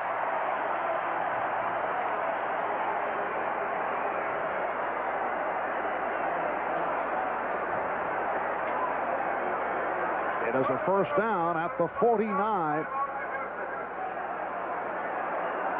3:20. And the clock is running. That's time remaining in the 4th quarter. Do you know that Buffalo, any one of those 2 times they could have kicked the field goal, would be up by 10 now? That's not, but that's not true, because you don't know what would happen after that particular point. You don't know if the game would have been the same. Oh, I do. I saw this last night. Oh, I see. not disagreeing with the fact that they should have gone or not gone with the field goal, but you just don't know what will happen. Oh, hard hit on third and timeout. Sean Jones with that stoppage of Thomas, and now the timeout is taken with 2:47 remaining in the fourth quarter. And as you mentioned, Paul, Houston not charged with that previous timeout. Now they officially call for time. So a 17-10 lead for the Buffalo Bills. And a big play coming up. The crowd announced 79,532. The Buffalo Bills setting an NFL attendance record for the regular season, drawing 622,000 here at Richard Stadium. Here is Steve Tasker, excellent special teams player, one-time Houston Oiler. Glanville was really upset about losing him. They tried to get him through and let nobody, put him on injured. They tried to get him through and hoped that no one would pick him up. But the Buffalo Bills did pick up Tasker. Not only did he play for the Buffalo Bills on all their special teams, but as you mentioned before, Marv, a year ago went to the Pro Bowl. This year he was injured. He's an intense young man, tough. Set to resume, second and 12 at the 47.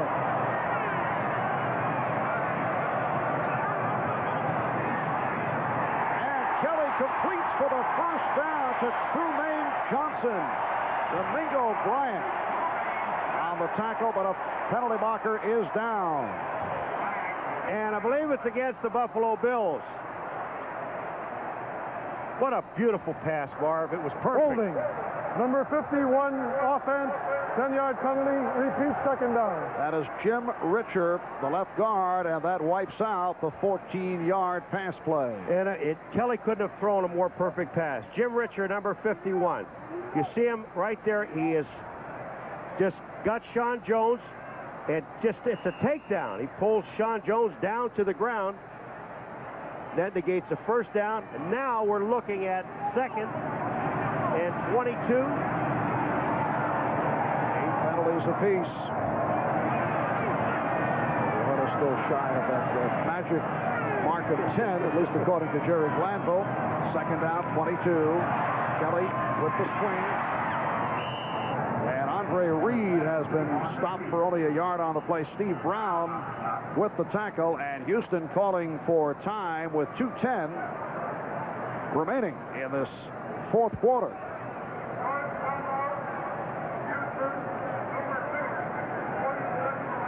So the clock is stopped, and when we pick it up, Jim Kelly looking at a third down and 20. Back at the 35, the Houston Oilers very much alive in what has been a hard-hitting, superb divisional playoff game. The winner going against the Cincinnati Bengals on NBC. That'll be next Sunday at Riverfront. And I'm just looking about with Kelly coming back in this thing, I would be surprised to see him throw the football here. You're going to have third down in almost 20, Marv, and a mistake here could be costly. Run the ball, get it down to 2 minutes, then go ahead and punt the ball away. The defense has been almost flawless today. Put it in the hands of the defense, because a touchdown can only tie you. It can't beat you. So don't do anything foolish. Don't do anything stupid. Run a play here, then punt the ball, then play defense. You'll be at Cincinnati? No, I'll be doing college basketball. Nearby, Louisville. Not at the same time. But Paul at Louisville. I want to watch it. Oh, you'll check it out. That other guy, what's his name? The other McGuire. Third down and 20. That was totally wrong. And Kelly getting it off and completing, but short of the first down. Ronnie Harmon came back for it. 16-yard pickup. And we are down to 2 minutes left in the fourth quarter. It's a back on Craig, so it's going to be a long way for Browner to get back on zones and double coverage. So it's going to be interesting that he can pick a couple off like he did a few weeks ago. All right, Dick, the Vikings coming out of their locker room. We're going to meet their starting defensive lineup, and also we'll see who will start on offense for the 49ers. This crowd will erupt when we continue live from Candlestick on CBS in just a moment.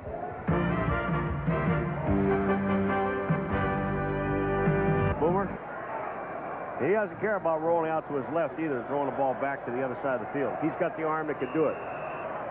He also has some pretty good running backs in his backfield. David Brooks. Hickey. So it is a punting situation. And Kidd on for the 4th time. So Houston will get it back. Curtis Duncan is back at his 10.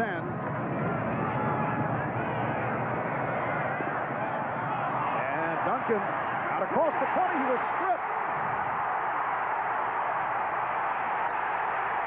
And Buffalo has recovered.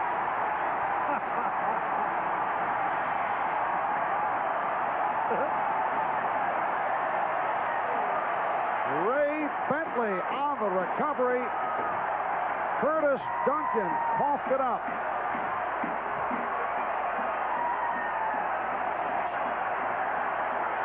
The hit issued by Steve Tasker. Bentley is the guy that said in the paper that Glanville kind of have his team feed on that we would rather play Houston than we would Cleveland. Here it comes. Tasker comes out, did the same thing that Cornelius Bennett did to Jeffries in stripping the ball. He just reached in and pulled the arms away. The ball is still on the ground. Tillman had a chance at it, number 33. Cornelius Bennett is going crazy. Ray Bentley in his 3rd season from Central Michigan. The leading tackler for the Buffalo Bills. There's the man who made the hit, Steve Tasker. So Buffalo takes over with 1:45 remaining 4th quarter and clinging to a 7-point lead. They go to the ground.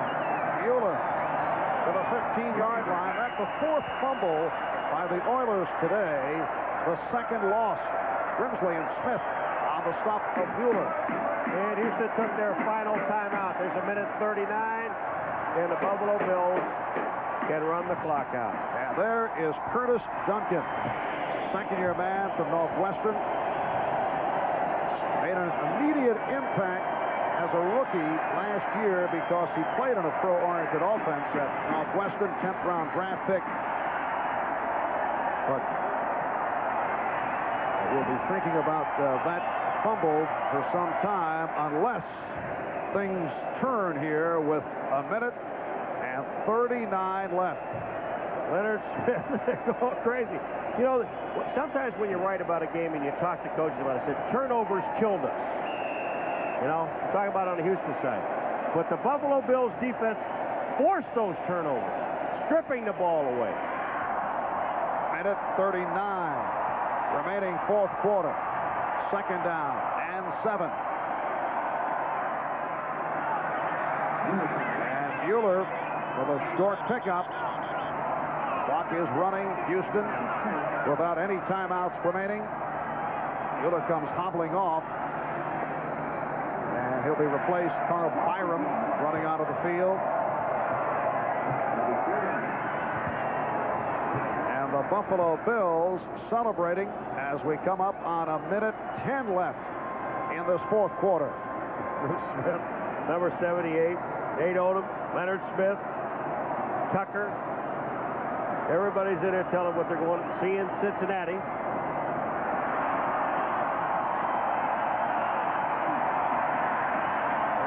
Clock is down to 2. They get off the play. Byram stacked up. They are not going to have to run another play, Marv. And Jim Kelly waving to the crowd. Kelly gets the crowd going. The clock running down. And they are celebrating here at Rich Stadium in Buffalo. Marv, the only sad part about it, if they win their last game in Indianapolis, where we were, they would be playing. They would have been playing here next week instead of going down to Cincinnati. That's from the Buffalo point of view, but the Bengals just delighted that they will be hosting the AFC Championship game next Sunday as the Buffalo Bills defeat the Houston Oilers by the score of 17-10. Thanks to our spotters, Michael Gluck and...